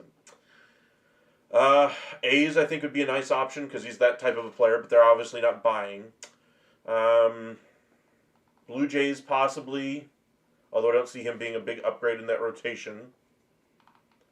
Giants, I think, would be a nice team for Lugo, actually. That one makes some sense. Absolutely, Texan. No problem. Thank you guys for joining us. Got about 40 of you guys with us right now. Be sure to hit that like and subscribe. If you want me to do a trade with your favorite team, send it in the chat. Maybe give me an idea of which player you're targeting. But somebody asked about Seth Lugo, so just this one kind of came to me. The Giants need some starting pitching. Although the Royals are adding right now. I'm not sure if they'd be willing to do this still.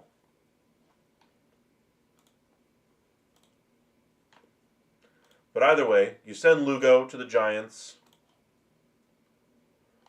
Giants end up sending what? 3.5 back, so you're looking probably 2 guys in this range here. 19-year-old starting pitcher, maybe. 19-year-old outfielder, I doubt. No, I'll do that. Validate it. Post it. Now again, would I do this if I'm the Royals after I just made the addition of Randall Grichuk and Adam Frazier? Probably not, unless the impetus was to get off the money and I've got another trade coming to fill the role of a starting pitcher in the rotation. Maybe they'd be the team that go out there and get a controllable asset like Cabrera or Keller, names like that. They've been one of the surprise buyers we've seen so far, adding 2 pieces to their roster in about the last 3 days. Let's check out X and see if anything is happening over there.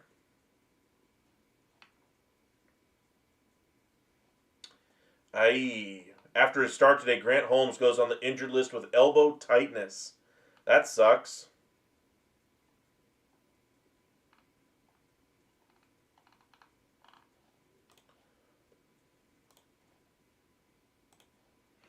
He was having a good year for them, too. All right, let's go ahead and do another trade here.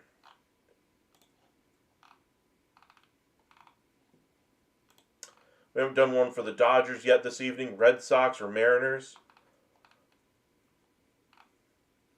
Let's do a seller and then try to pair them with a buyer.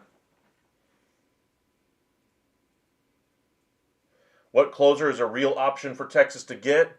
To me, Bednar still is the #1 target if I were guessing for the Rangers.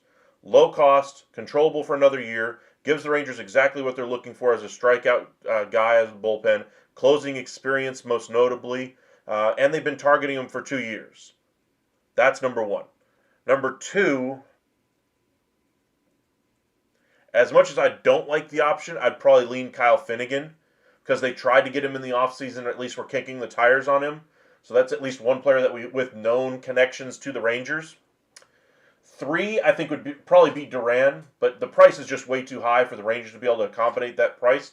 If that price becomes a little bit more palatable, then I think Duran would probably be 3. 4 would probably be Kenley Jansen, closing experience, all those kinds of things. 5, I think Helsley. Rangers have had interest in Helsley for basically the past year, but always been very tepid in that interest. The off seasons where it was probably at its fever pitch for the Rangers. Right now, I think they're kind of cooled on their interest in him. But if the right offer was there for them to be able to make for Helsley, I think that deal could get done. So he deserves to be mentioned as well. But to me, first choice by a mile has got to be David Bednar.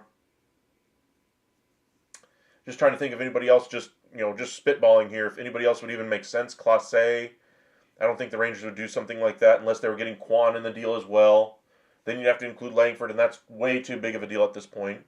Or even a J-Ram, which even less likely. Fairbanks isn't going anywhere.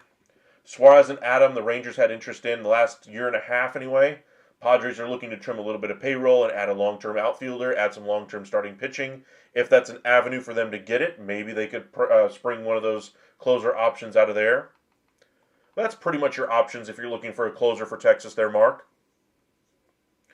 Wow, got about 50 of you guys with us all of a sudden. Thank you guys for joining us. Saw that number pop up on the screen. That's nice.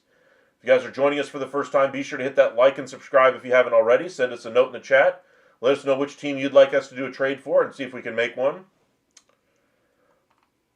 Okay, so let's have some fun here. We're the Diamondbacks.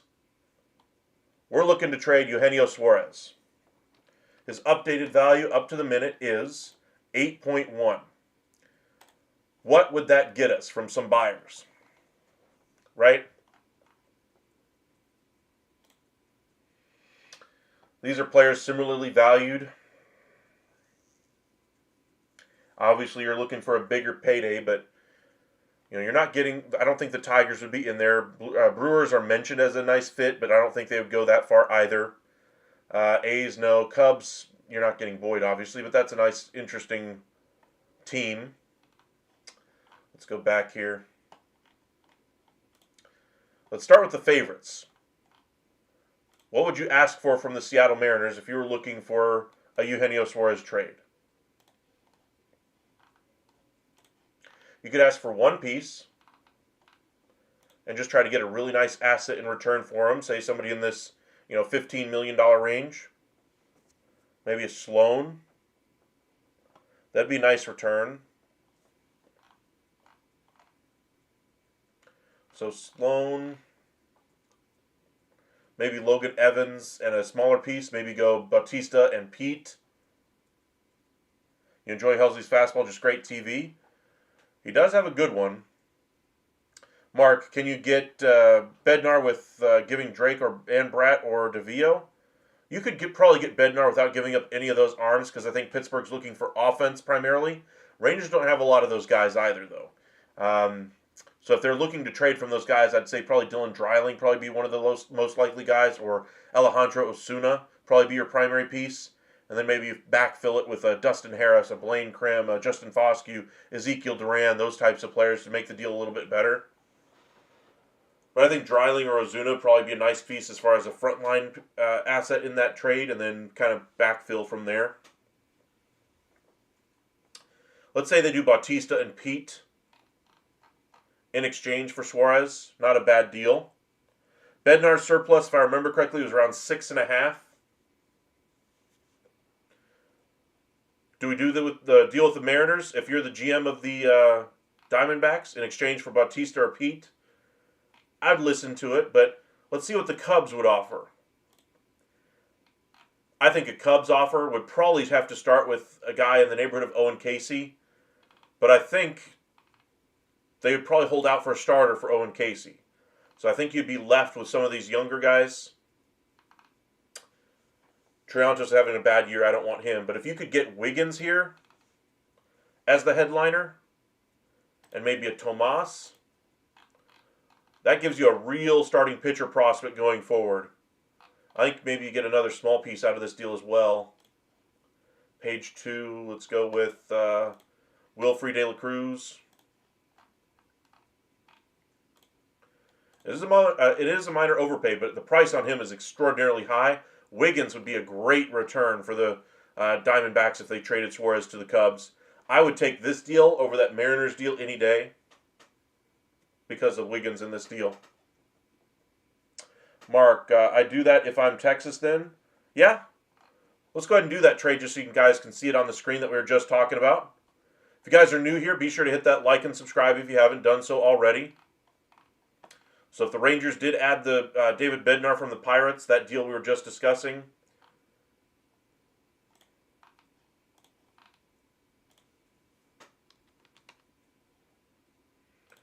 Rangers are looking for a closer. I think he's probably the most likely guy that ends up on the Rangers, in that Rangers bullpen here in the next couple of days. I think they would probably go with Osuna or Dreiling as the big piece. So let's go Osuna. That way they can get a better return overall. You round out the deal with some smaller pieces here, like a Foscue. I think Duran would probably go on this trade here pretty easily. No trade value, true, but I think he'd serve a role for that team, especially if they were looking to move Cabrian Hayes. Gives them somebody who can hold down the position, at least for them, who isn't seen as a negative asset, just a zero. If you wanted to go give somebody a little bit young here, you could put Fitzgerald to kind of round out the deal. I think that'd be a touch rich, though. Look at Corbin raise his value up into this range. Look at that. Let's go to page 2 here. You're not putting Santana in this deal. You could put Cawley in here, who is blocked positionally.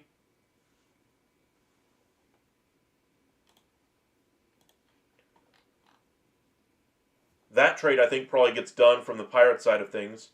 You get a Osuna piece that immediately goes into your outfield right now. Duran immediately goes onto your active roster. You can trade IKF to the San Francisco Giants. That was rumored. You could do Hayes. That was rumored as well. Thank you, Texan. You subbed, followed on X. Thank you. I appreciate that, my friend. If you guys haven't done so, please feel free to do that. Hit that subscribe button. Follow us over on X at Upside Ascend and on Facebook, Upside Sports Network as well. But to answer your question, Ethan, there, his surplus 6.8. What do you think about Contreras from the Cardinals? That trade is a little tougher to make. He's a converted catcher over there at first base, so his defense is never going to be great.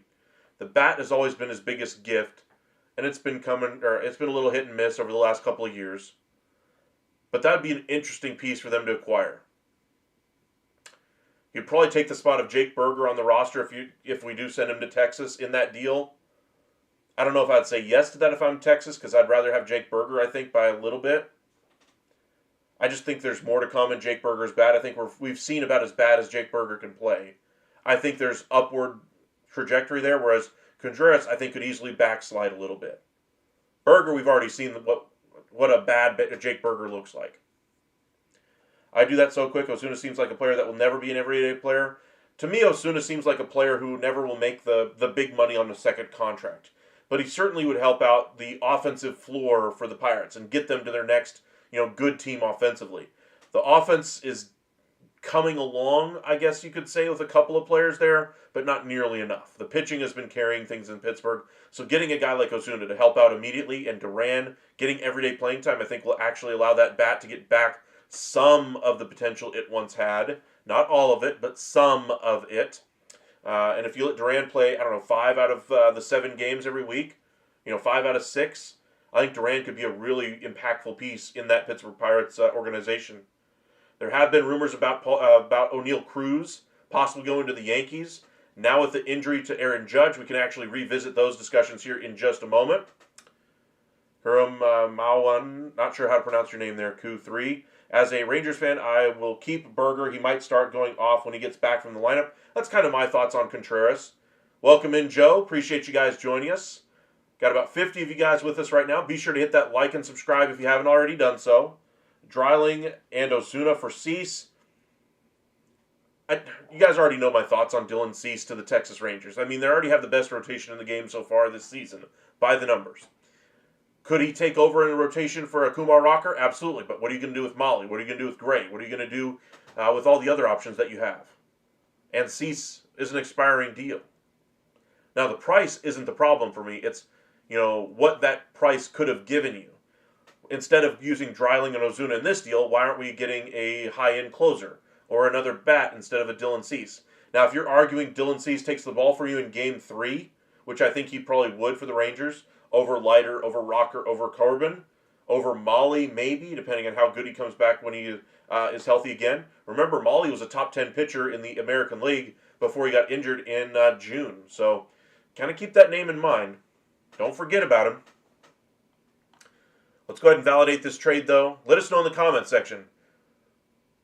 Heart in the chat if you'd do this deal, or thumbs up if you'd do this deal, thumbs down if you wouldn't do this deal.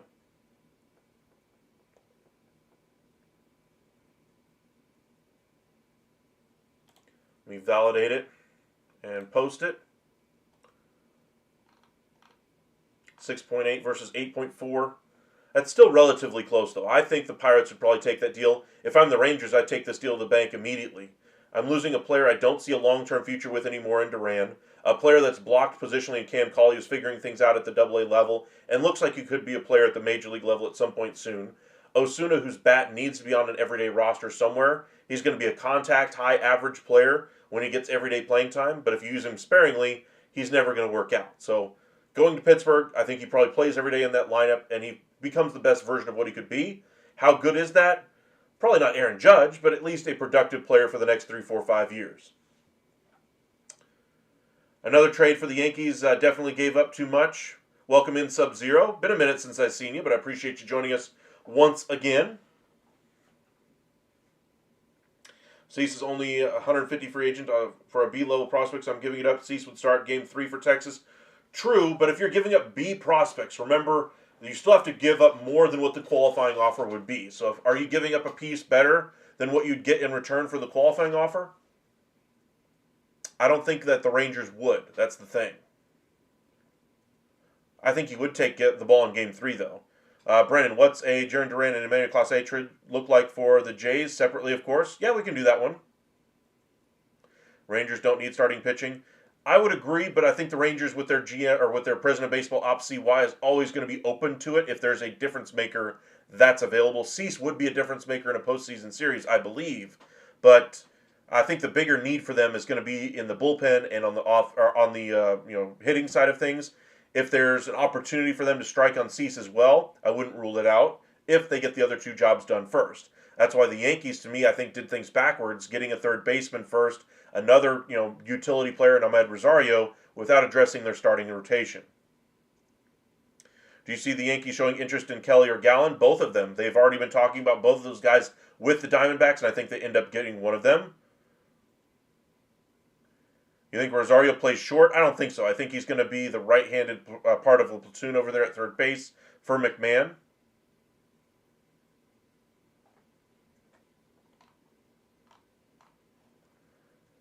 All right, your trade was Duran and Clase. I don't think you can do both. Remember, they're looking for 2 top 100 guys for the Twins for Duran, but his value has gone up.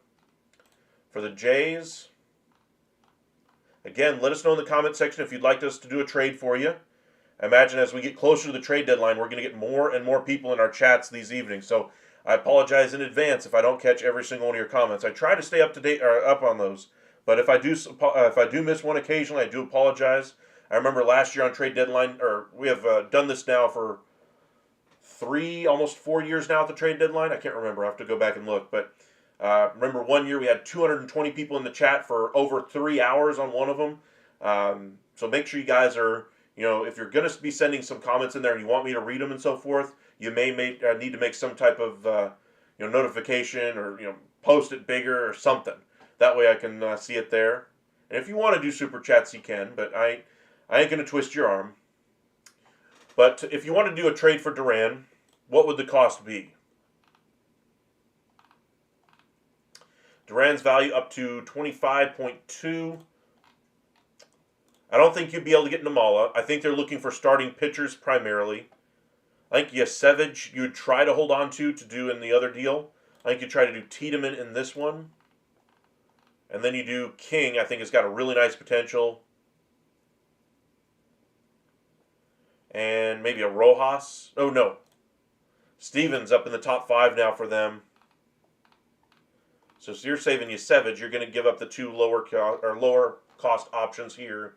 That gets you to 24.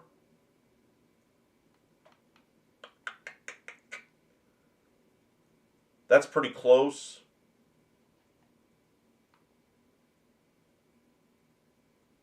That's very close there. If you threw in one more piece, I don't know, a Bonilla. The Twins throw in a low-cost option, Majors, maybe an expiring deal. Bader, France, Castro might be a nice piece. Paddock, probably as a middle relief, long relief piece for them, could be interesting. And the Twins save a little bit of money on Paddock. I would do that if I'm the Twins, I think. It'd be close, but the reason behind it is you're trying to save some powder to get Clase, so you get 2 elite closers. So the second part of it is you go to the Guardians.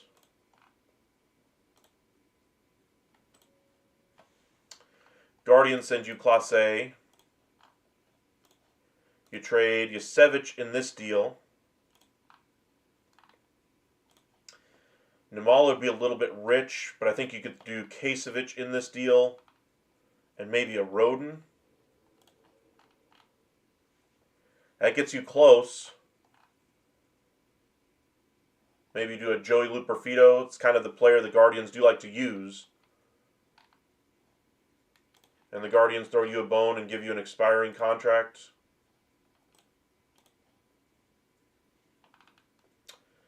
And maybe a Eunice.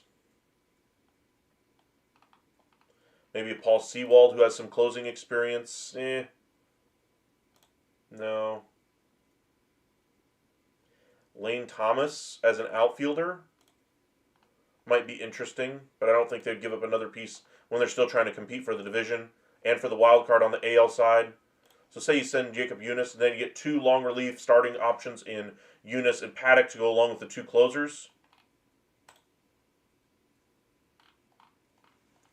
So you get Clase, you get Duran, Eunice, and Paddock for basically all of your decently priced prospects except for Namala, your top prospect.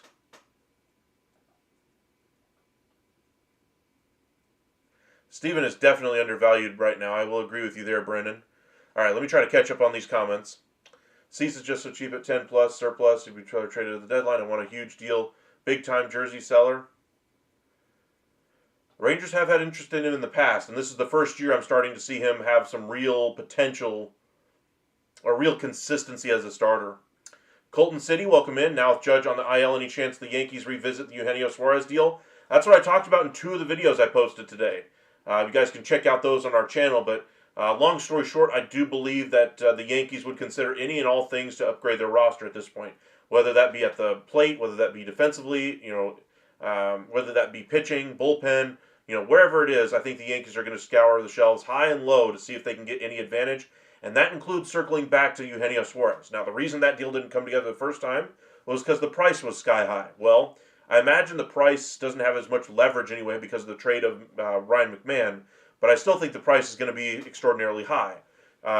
Do they get the deal done? I doubt it, but I'm sure they'll at least kick the tires on it once again. Brent, I just want to see what those trades would require. Not saying they'd get both, but I'd like 1 trade or 2. Pretty good reliever and middle rating reliever similar to Yimi Garcia. I could see that, going for one of these guys and then going for a lower cost option. Probably be the best use of their resources anyway. But at least you get 2 years of both of those guys on your roster and another year of Clase. Guarantee they'd take that and run to the bank. Yes, I agree. Manuel, do Mets have interest in adding another starter? They do. They're looking for another bullpen piece, even after bringing in Gregory Soto from the Orioles. But I think their biggest need is still in that starting rotation. The price will definitely be the same. Mark, what about Bednar from Pittsburgh and then try to get Jacks from the Twins? If I am CY, trade Walcott, Bratt, Osuna, and Foscue and Rosario to get both Jacks and Bednar. You don't need to trade all those guys. Walcott would be more than enough to get both of those guys by himself. Rosario, you don't need to throw in that deal. Osuna, no, you don't need to throw in that deal. Foscue doesn't have much value anyway. But if you wanted to say you're willing to trade Walcott, I think you're looking to do a bigger move than that. I think you're looking at franchise cornerstone pieces: Austin Riley, Matt Olson, Jose Ramirez, players along those lines. And I think there's a world in which those players could be available at this year's deadline. I'm sure the Rangers are kicking the tires on literally anything that could possibly improve this roster, whether it's known to us or not, whether the national media believes it or not. I think the CY that we've come to know down here in Texas is a president of baseball ops, a general manager type who's going to go out there and push the pedal down if he believes his chances, if he believes his team has a legitimate chance to win. And pitching is going to be his primary focus every single time. But I think he's going to understand the moment, understand the struggles of this roster, and understand how good the pitching staff has been, even with the issues in the ninth inning as far as closing goes. But as far as like Jacks, I would prefer more of a closer type of player. But if Bednar's your closer and Jacks is your setup guy, Garcia would be in that mix as well. Armstrong has been good. Your bullpen would be pretty meaty back there at that point. Rangers finished second for Max Fried in the offseason. DeGrom at 37. Eovaldi 34 to 35 with 2 years left after you trade for Cease at 29 and sign him in the offseason 6 to 7. Your 6 to 7 year deal. Don't wait. Make trade. Well, remember they tried to make that deal to Fried before they got the deal done for Eovaldi. They did revisit the deal for Fried as well, showing that maybe there was a willingness to go out there and make that type of a move in free agency. So I wouldn't necessarily say there's a 0% chance of it. I would say it's unlikely at this point for them to try to do, or for them to add at that payroll level, especially when they're trying to stay underneath the tax. But with Cease's money right now, they could easily bring that in. But as far as in free agency next year, I do think they'll try to bring in another ace type of a starter because they'll have the financial flexibility to do so. But they also are going to need to add one more bat. I think Kyle Tucker, Bregman are two of the most typical names we hear with Texas in the off season. Brendan, I know the Jays are kicking the tires on all pitchers, including the ones nobody is going to think are going to be moved, like Rios and Whit Merrifield. In the year they didn't see anyone being moved. That's kind of what I'm saying. I think there's a lot of teams out there looking to see if they can, take advantage of a team that might not be willing or might not be known to be advertising as a seller. For instance, the Rays have now signified that they are a seller, but yet nobody's talking about any of their more controllable assets that certainly would command a bigger return in a trade. Now, obviously, you want to try to compete next year if you're the Tampa Bay Rays, but the writing's on the wall. The division is kind of passing you by as far as some of the talent at the upper end. You do have Caminero, those kinds of pieces, but you have a really good some really good controllable pitchers, but your offense could use a little bit of upgrade, especially after the Wander Franco issues. They still need to get a franchise cornerstone there. Maybe this is the deadline where they try to get that deal done now that Franco officially will be gone in perpetuity from that organization. Trying to get both arms if I'm Texas. I would like both of those arms as well. All right. Appreciate you guys joining us. Told you guys we'd be live for about 2 hours. We'll be live for another 15 or so minutes. So get your questions to us now, and then we'll be live again tomorrow afternoon, probably around 2, 3 o'clock in the afternoon, somewhere in there. Last thing I want to do is go out in the heat during the day tomorrow. In fact, what's the schedule look like tomorrow? I haven't looked at the schedule yet. What's the score of the Mariners game as well? Let's check. Let me close this and open it back up again.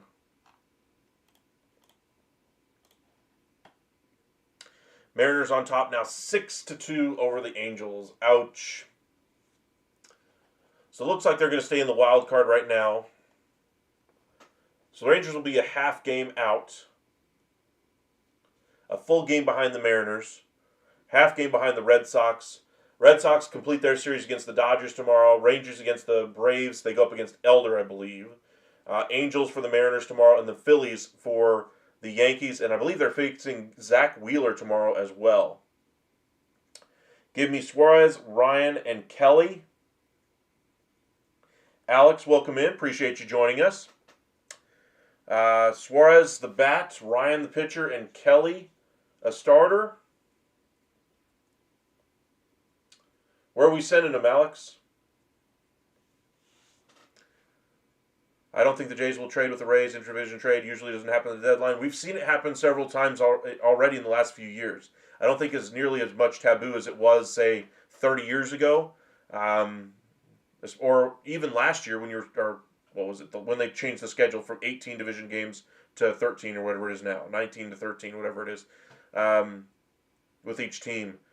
You don't face that team quite as much, so it's a little bit more even. You don't necessarily get burned quite as bad and have to watch it in front of your face, for those extra 6 games or whatever. Brendan, Jays are 19-4 in their last 23, about to sweep the Tigers out of their own ballpark. Tigers are playing pretty bad. That's why I think the Guardians probably were a definitive seller at the deadline. If they hadn't been playing as well as they are, and the Tigers, playing as poorly, closing that gap to where even just a wild card would have been good for the Guardians. Now the division is back in play to a certain extent. What is Gallen and Kelly's surplus? I believe around 3 each. He asked about the Diamondbacks. We're looking majors and starting pitchers and expirings. 4.1 for Gallen, 3.9 for Kelly.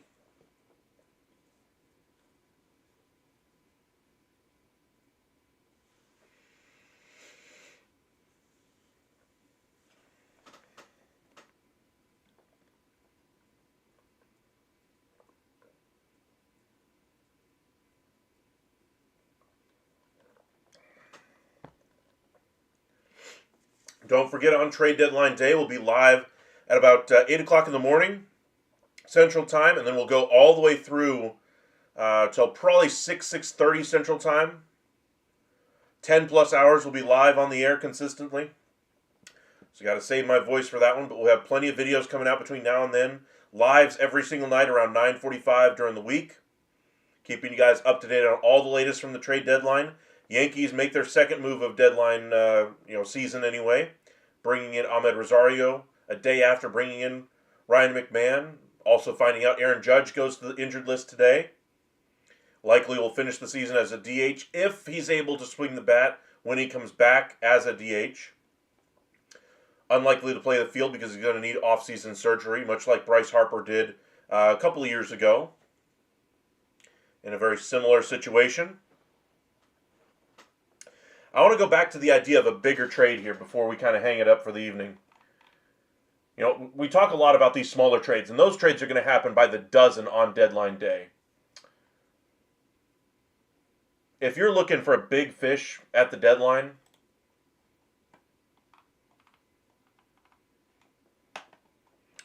where would you go?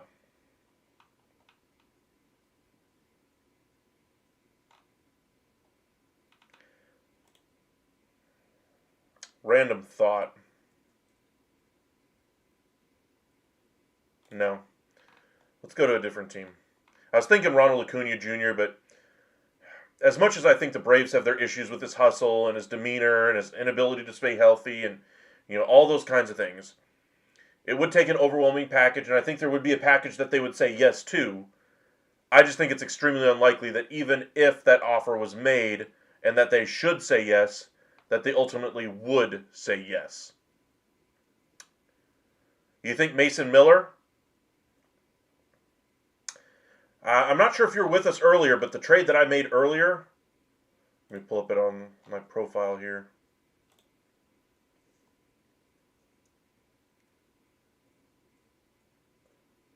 Come on. There it goes. So,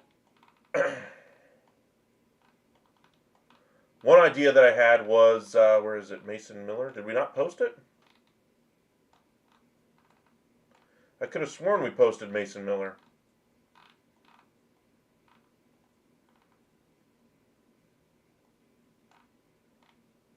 I guess not.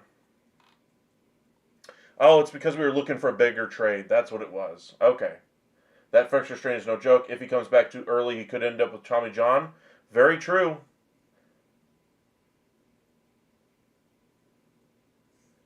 Okay, let's do a bigger trade. The trade that we kind of started with, Mason Miller.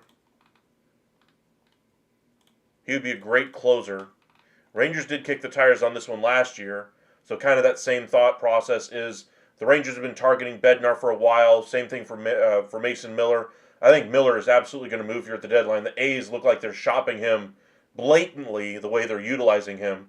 I think he will be moved. They're looking for controllable starting pitching.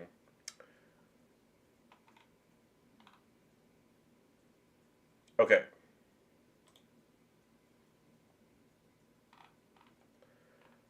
Thought of a reworked version of this deal. So the Athletics send Mason Miller to Texas. The Rangers send Walcott to the Marlins. Marlins end up sending Perez, who's got 4 years left as a starter, to the A's.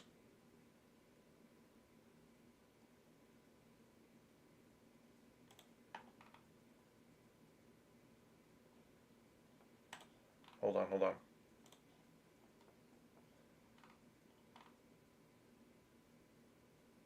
No, not Perez. Not Perez. Go back. White to the A's. Okay.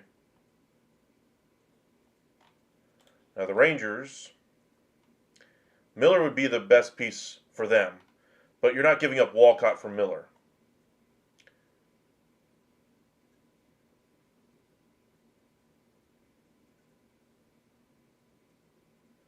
Marlins still need to give up more extra here. Langford for Miller and Langoliers. That wouldn't be bad. Put Heim in that deal to, even out the catchers. Not bad. Cabrera to the A's. They go to -25.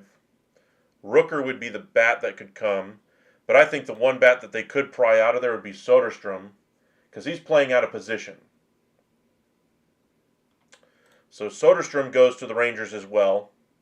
Rooker I don't think would move because he's a cost certainty, whereas they don't have a long-term contract with Soderstrom, and I think they already have their answer at first base, obviously, with Mr. All-World Nick Kurtz.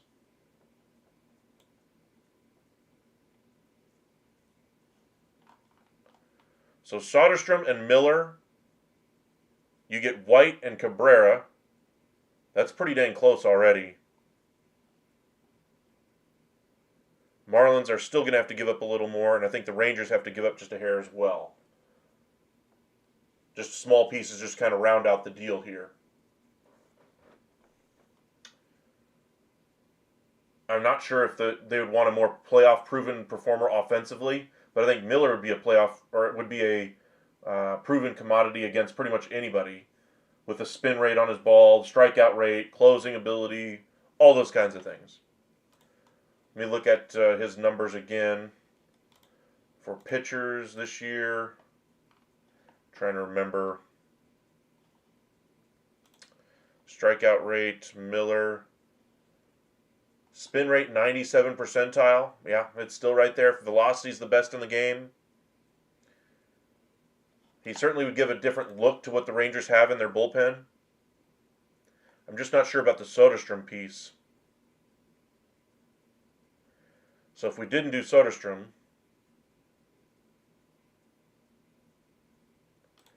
and you sent White to the Rangers instead,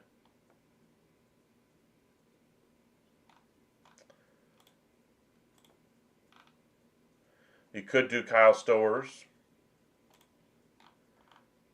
Then you have Langford and Stowers out there. You'd have too many outfielders then. You'd have to figure out something to do with Langford. I think this is a good basis here. But the Marlins, you'd probably have to give up White,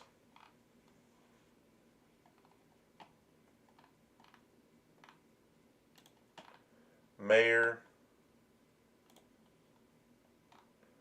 Junk would be an interesting piece for the A's, but I don't think that would happen. But that way, the Marlins get Sebastian Walcott in exchange for Cabrera, White, and Mayer. I think the Marlins want a couple of small pieces just to round out their return. Rangers have to throw in a couple of small pieces, so that could work. So if the Rangers throw in, I don't know, Morabel to the Marlins, they throw in Fitzgerald to the Marlins, that gets you pretty dang close.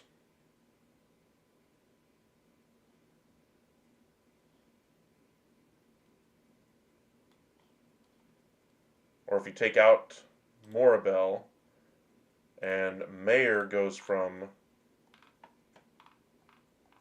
the Marlins to the A's, there you go. There's your deal.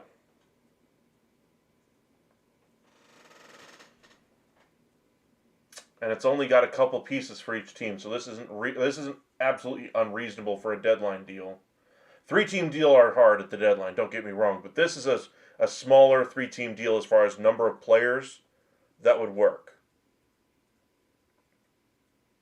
Rangers split up the value of Walcott, get an elite closer right now, and a starting pitching prospect. One of the top 10 right-handed pitching prospects in the game. Marlins get a future star. They end up giving a Cabrera a 2-3 starter, probably a 3 in somebody's rotation. A prospect who hasn't hit yet in Mayer, and White for a chance at a true star. I would probably do that if I'm Texas. I would definitely do that if I'm the A's. The Marlins, I'd be right on the edge, but if the star potential of Walcott, I think would tip me over the edge. I think that's got potential. I'll post it, we'll see what people say, and then we'll get into some of these other comments that you guys have real quick. Ethan, I can go ahead and check out what the value of that one would look like first, and then we can get into your trade there, Mark. Alex, what trade do you see the Cubs that will work? We did one earlier for the Cubs, but I'll do another one. I'll just look at this one here quick for what Ethan was asking about there. Rangers would send Langford.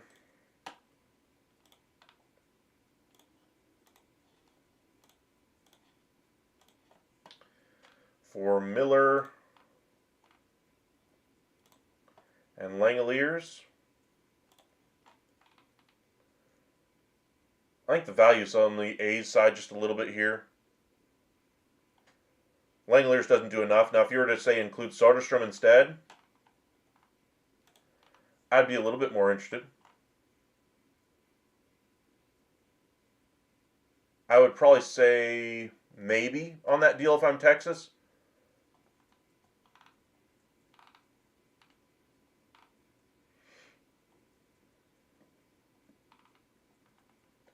I don't know, you get maybe a smaller piece out of it as well, and then you probably say yes to that one. For some reason, Grant Holman is sticking out. One of their middle relief options, somebody who's good with control. I'd probably do that. Just an idea. But I do like the idea you came up with there, Ethan. Not bad. I wouldn't want Langoliers as part of that return. I'd rather have Soderstrom. Kurtz would be fantastic, but that ain't ever happening. Mark, make a big trade to benefit the Astros without giving up Cam Smith, Bryce Matthews, or Spencer Arrighetti. We need a utility left-handed bat and a starting third baseman. I think you know where you want me to go already. I think you want me to say the St. Louis Cardinals. You say potential suitors St. Louis, Atlanta, Miami, or Tampa. Tampa for Lowe, Atlanta for Albies, Miami for Stowers, Cardinals for Arenado,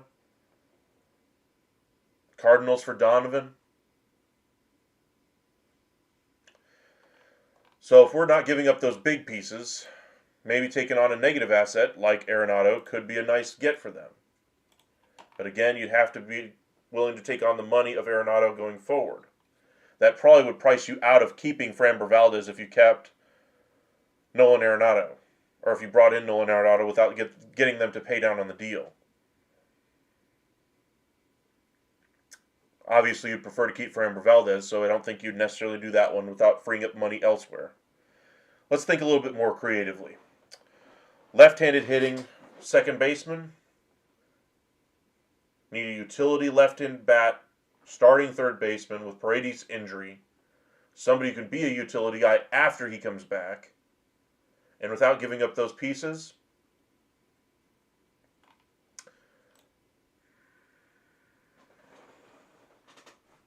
Cardinals have seemed like a fit for quite a while because of the Arenado rumors this offseason. But if that doesn't work, and I do think Arenado could move,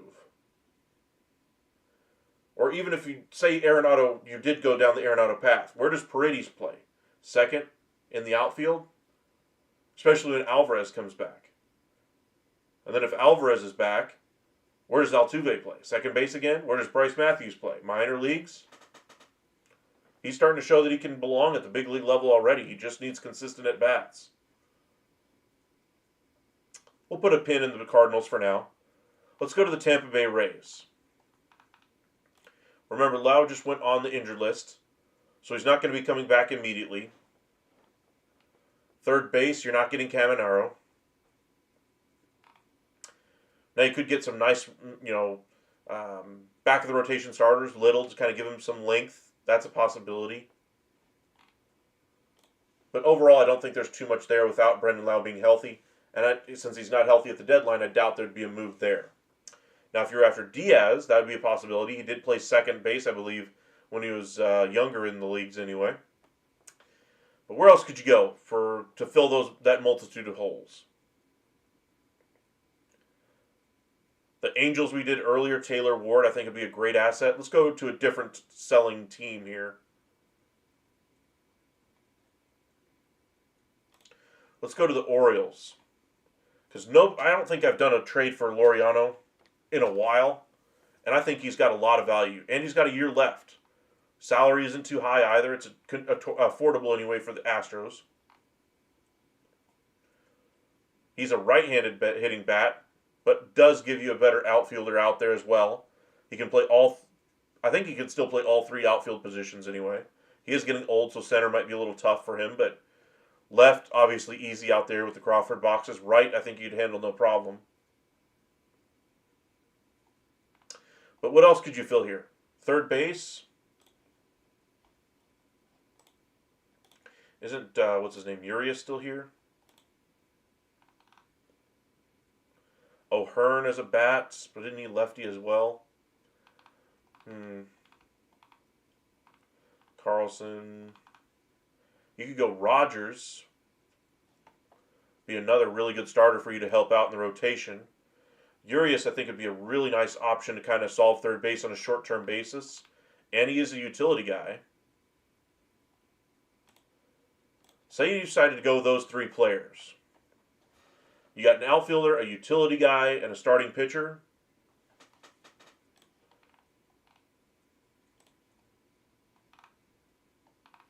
Give yourself some innings and a low-cost option in the rotation next year. Give you insurance in case Valdez does leave. But you could do Melton as the headliner. I think the Orioles would prefer starters coming back, but that wouldn't be a bad place to start.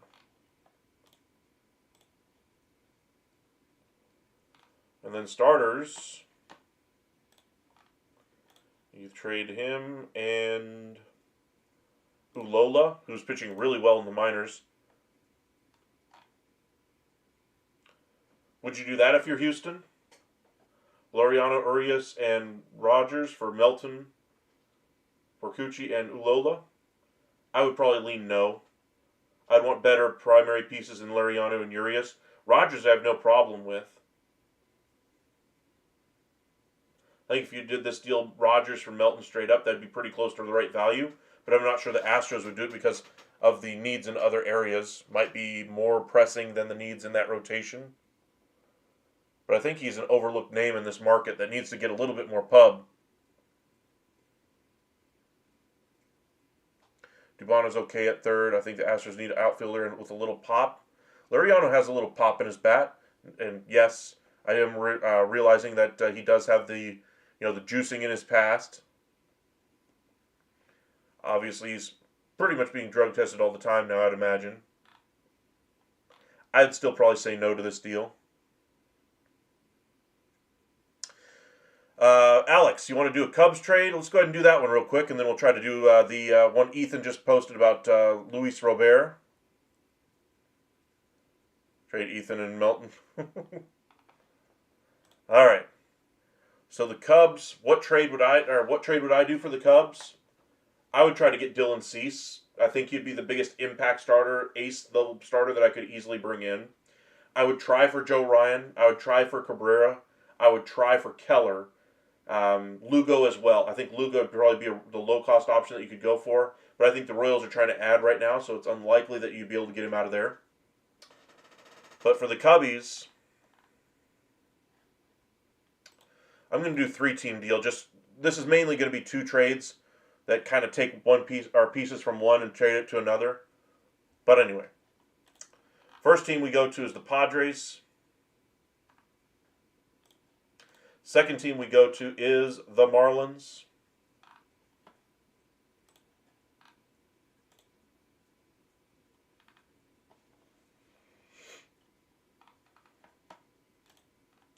Cabrera goes to the Cubs.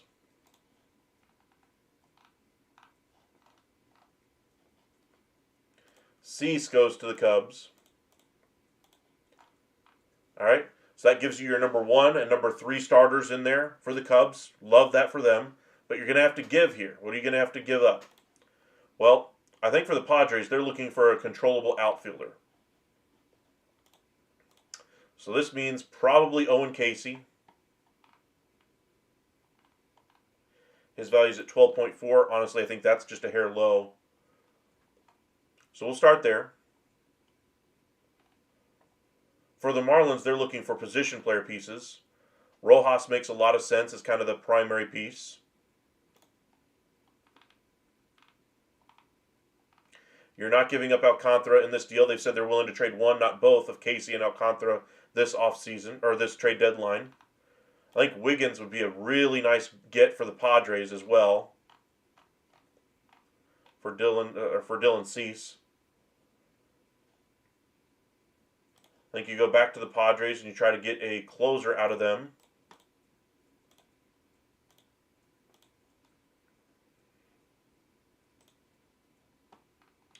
So you're looking Suarez probably, since I believe he's the expiring. 3.3 valuation. Cubs are sending out 35. They're getting 38, so they'd have to give up just a hair more. Padres would need the outfielder, so I put him on the wrong side, actually. Casey goes here.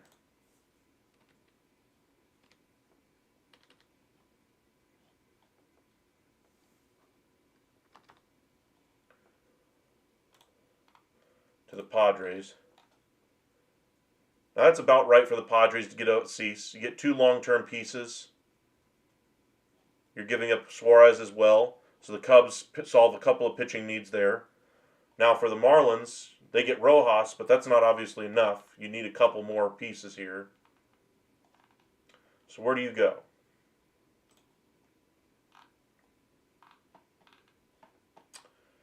You do Tomas. That'd be a decent start. You're now 3.8 away, so you're probably going to need a decent piece in the 7 to 8 range. Amaya, but he's at the... No. Triantos, if he could figure it out, would be a decent option in that price range. I'm going to go ahead and put Triantos in there. See if he can figure things out in Miami. So now the Cubs are sending out an extra 48, but again, they're overpaying because they're the ones basically buying these assets.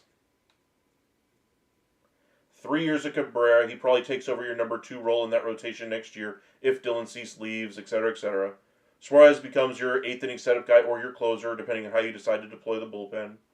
Padres, in exchange for Cease and Suarez, you get the ability to have Casey immediately take over in left, Wiggins as a long-term piece in your rotation in a couple of years, and you're having some pitchers come back soon for the Padres. Now they might need to add another starter here at the deadline, a low-cost rental. But I would like that for the long-term outlook for the Padres and for this season with Casey.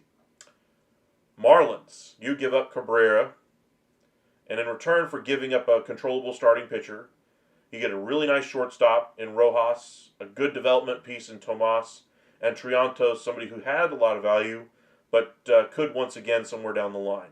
So you take a little bit of a flyer on him because of the decreased offense this past season.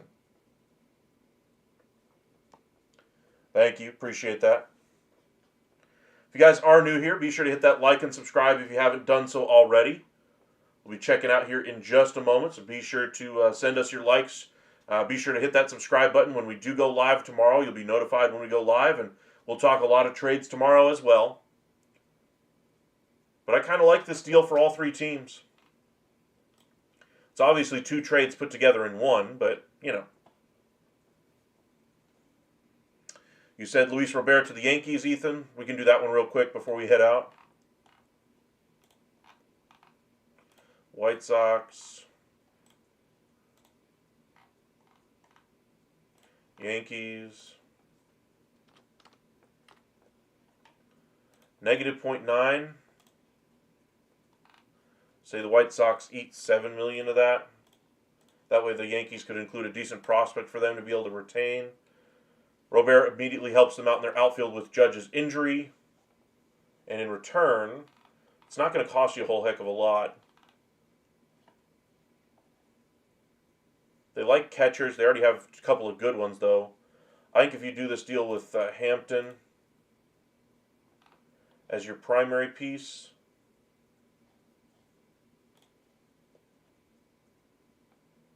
and then say Alejandro, the 18-year-old starter, as your second piece, maybe even a little bit better piece, actually.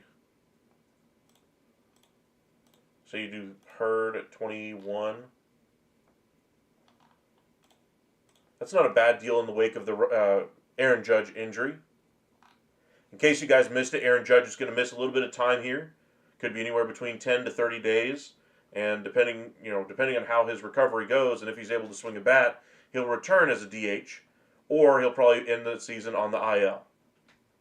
But we'll see if he's going to need surgery or not, but it looks like he's going to be headed for off-season surgery. Pierce Johnson to Texas, I don't really like that one too much. For Whitcomb,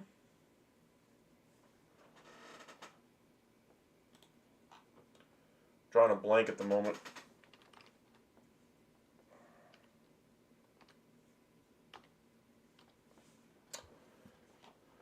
Whitcomb.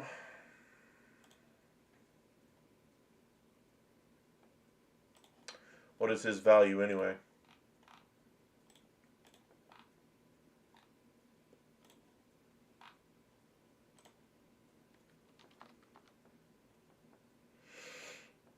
$2.6. Not a very high value. He's going to be kind of a guy that ages out of the system there for the Houston Astros. Probably headed for more of a DFA candidate somewhere down the line, unless he, becomes a utility player for them that they can trust.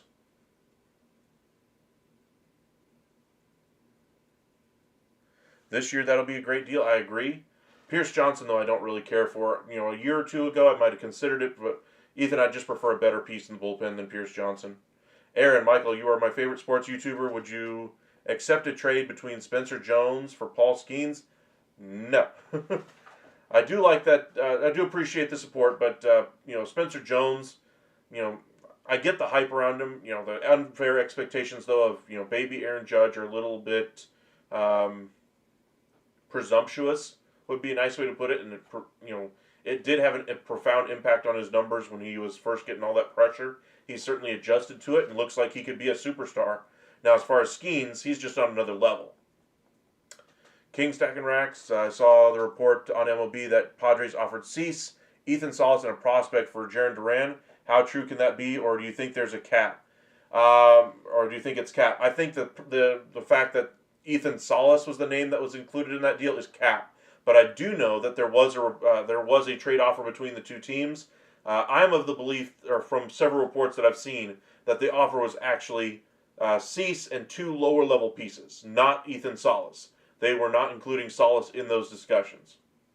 I think if they had included Salas, that would at least got the ball rolling.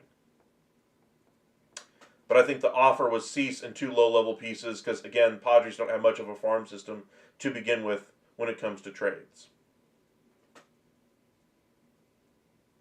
But Duran's value is just way too high unless you're including Salas or DeVries for the Padres. Alex, I'm only comfortable with this trade if the Cubs re-sign Tucker. If they not, then we lose Tucker and Casey. Yeah, that's kind of the risk you took when you made the trade of Paredes And what was it?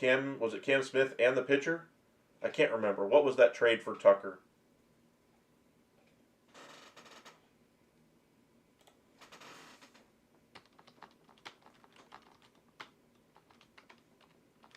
Can't remember the pieces that were in it. Yeah, Cam Smith. So if you were the Cubs right now, would you rather have Paredes and Cam Smith or Kyle Tucker? I think it'd be pretty close. But then you also get the pitching prospect in there. Smith's been really good. Wisniewski, thank you. The name was slipping me. But yeah, giving up Tucker and Casey. But the rumors are that they're going to be trading one of Casey or Alcantara. I think Casey's going to have the bigger draw for teams, and so I think he'll be the piece that ultimately moves. Oh yeah, I did say I was going to do an O'Neal Cruz mock. I can do that one as the last one.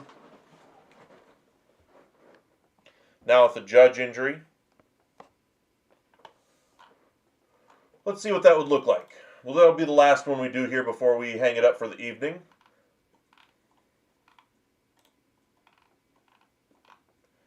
Yankees, Pirates,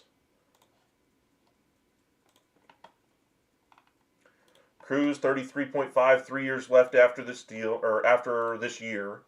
Clear this one out. Pirates are going to want some impact pieces back offensively. Spencer Jones probably would have to go in this deal.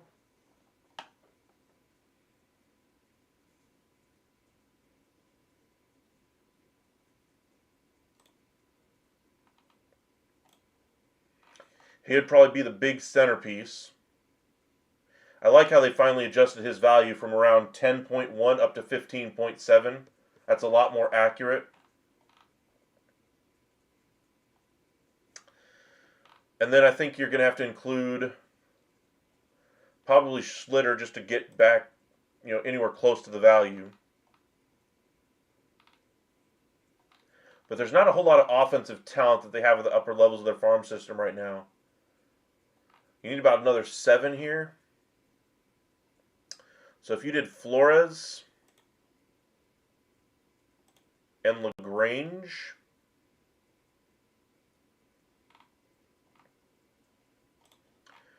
Pittsburgh does need more pitching prospects, but I think if you trade away Schlitter or trade away Keller, Schlitter goes immediately into that rotation, and LaGrange would be another great pitching prospect for them to build upon. And then in 2 years, Paul Skeens could be traded because they'll have a really strong pitching staff coming, and then of course their draft pick Hernandez as well. Duran for Andrew Heaney. Back to Texas for depth wouldn't be a bad one. I mean, I've seen worse. But would you do this deal if you're the Pirates? That'd be pretty dang close. I'd prefer more position player talent, but I like the deal. If I'm the Yankees, do I like the deal? The only thing that gives me pause is the numbers on O'Neal Cruz. The routes he takes in the outfield as well. But he would certainly be a big bat to that lineup and would be a nice fill-in at least for the rest of the season if Judge can't go.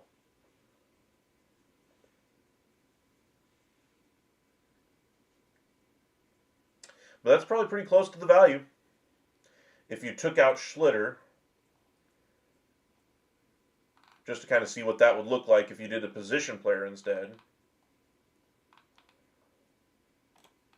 Perez, so you get 2 catching prospects from the Yankees.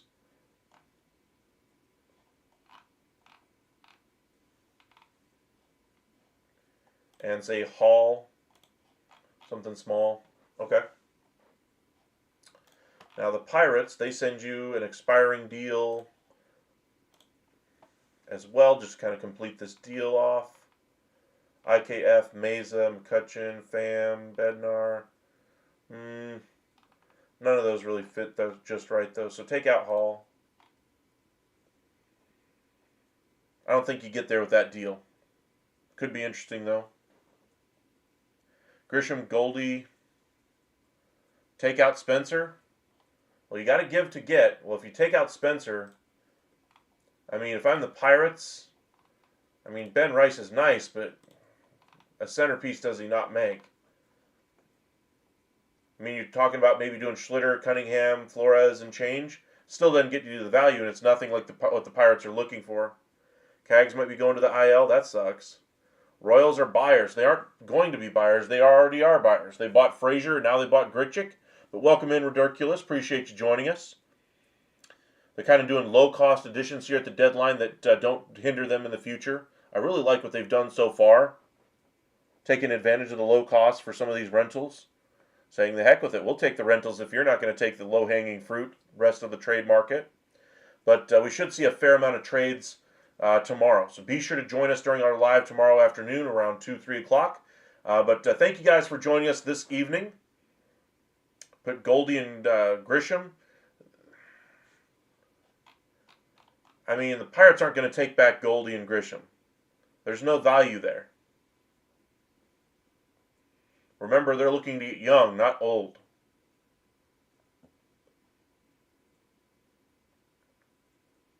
All right, but we're going to go ahead and hang it up for the evening. Got about 45 of you guys with us right now. Be sure you guys join us tomorrow around 2, 3 o'clock in the afternoon. Turn on your notifications. We will be posting a few videos throughout the day, keeping you guys updated on all the trades as they happen. If there's a big trade, we will come in live breaking the news here at the Upside. So make sure you got those alerts turned on. Follow us on X at UpsideSN and on Facebook, Upside Sports Network. Thank you guys so much. As we get closer to the deadline, you'll notice how we had a lot more viewers tonight. Tomorrow will be even more. The next day will be even more. I'm going to try to do more of these lives and earlier if I can, building up to the deadline and in the following days after the deadline, breaking down the deals, breaking down missed opportunities, and breaking down the impacts of those deals on playoff positioning, on their future contracts, on the free agents, or on the winter meetings coming up as well. So could be an interesting one. Aaron, Ben Rice, you could put in that deal. I think that'd be kind of your centerpiece there. But again, he doesn't really move the needle from the Pirates. Go Rangers. Go Rangers. I'm really tired, man. Go Rangers 4 days away. Yes, it is. 4 days. Well, 4.5, I guess you could say. Thursday at 5 o'clock. Again, we'll be live all day on trade deadline day, so be sure to join us. Thank you guys for all those hearts in the chat, the likes on the video. Goes a long way to helping us out. Got 24 likes on the video. Let's see if we can bump that up to 30 before we leave for the day. See if we can bump that up to 30. There's 48 of you guys right now. Let's see if we can bump it up to 30 before we hang it up in the next couple of seconds. But thank you guys. We'll see you guys again tomorrow evening. Appreciate all your support, and y'all have a safe one out there, everybody.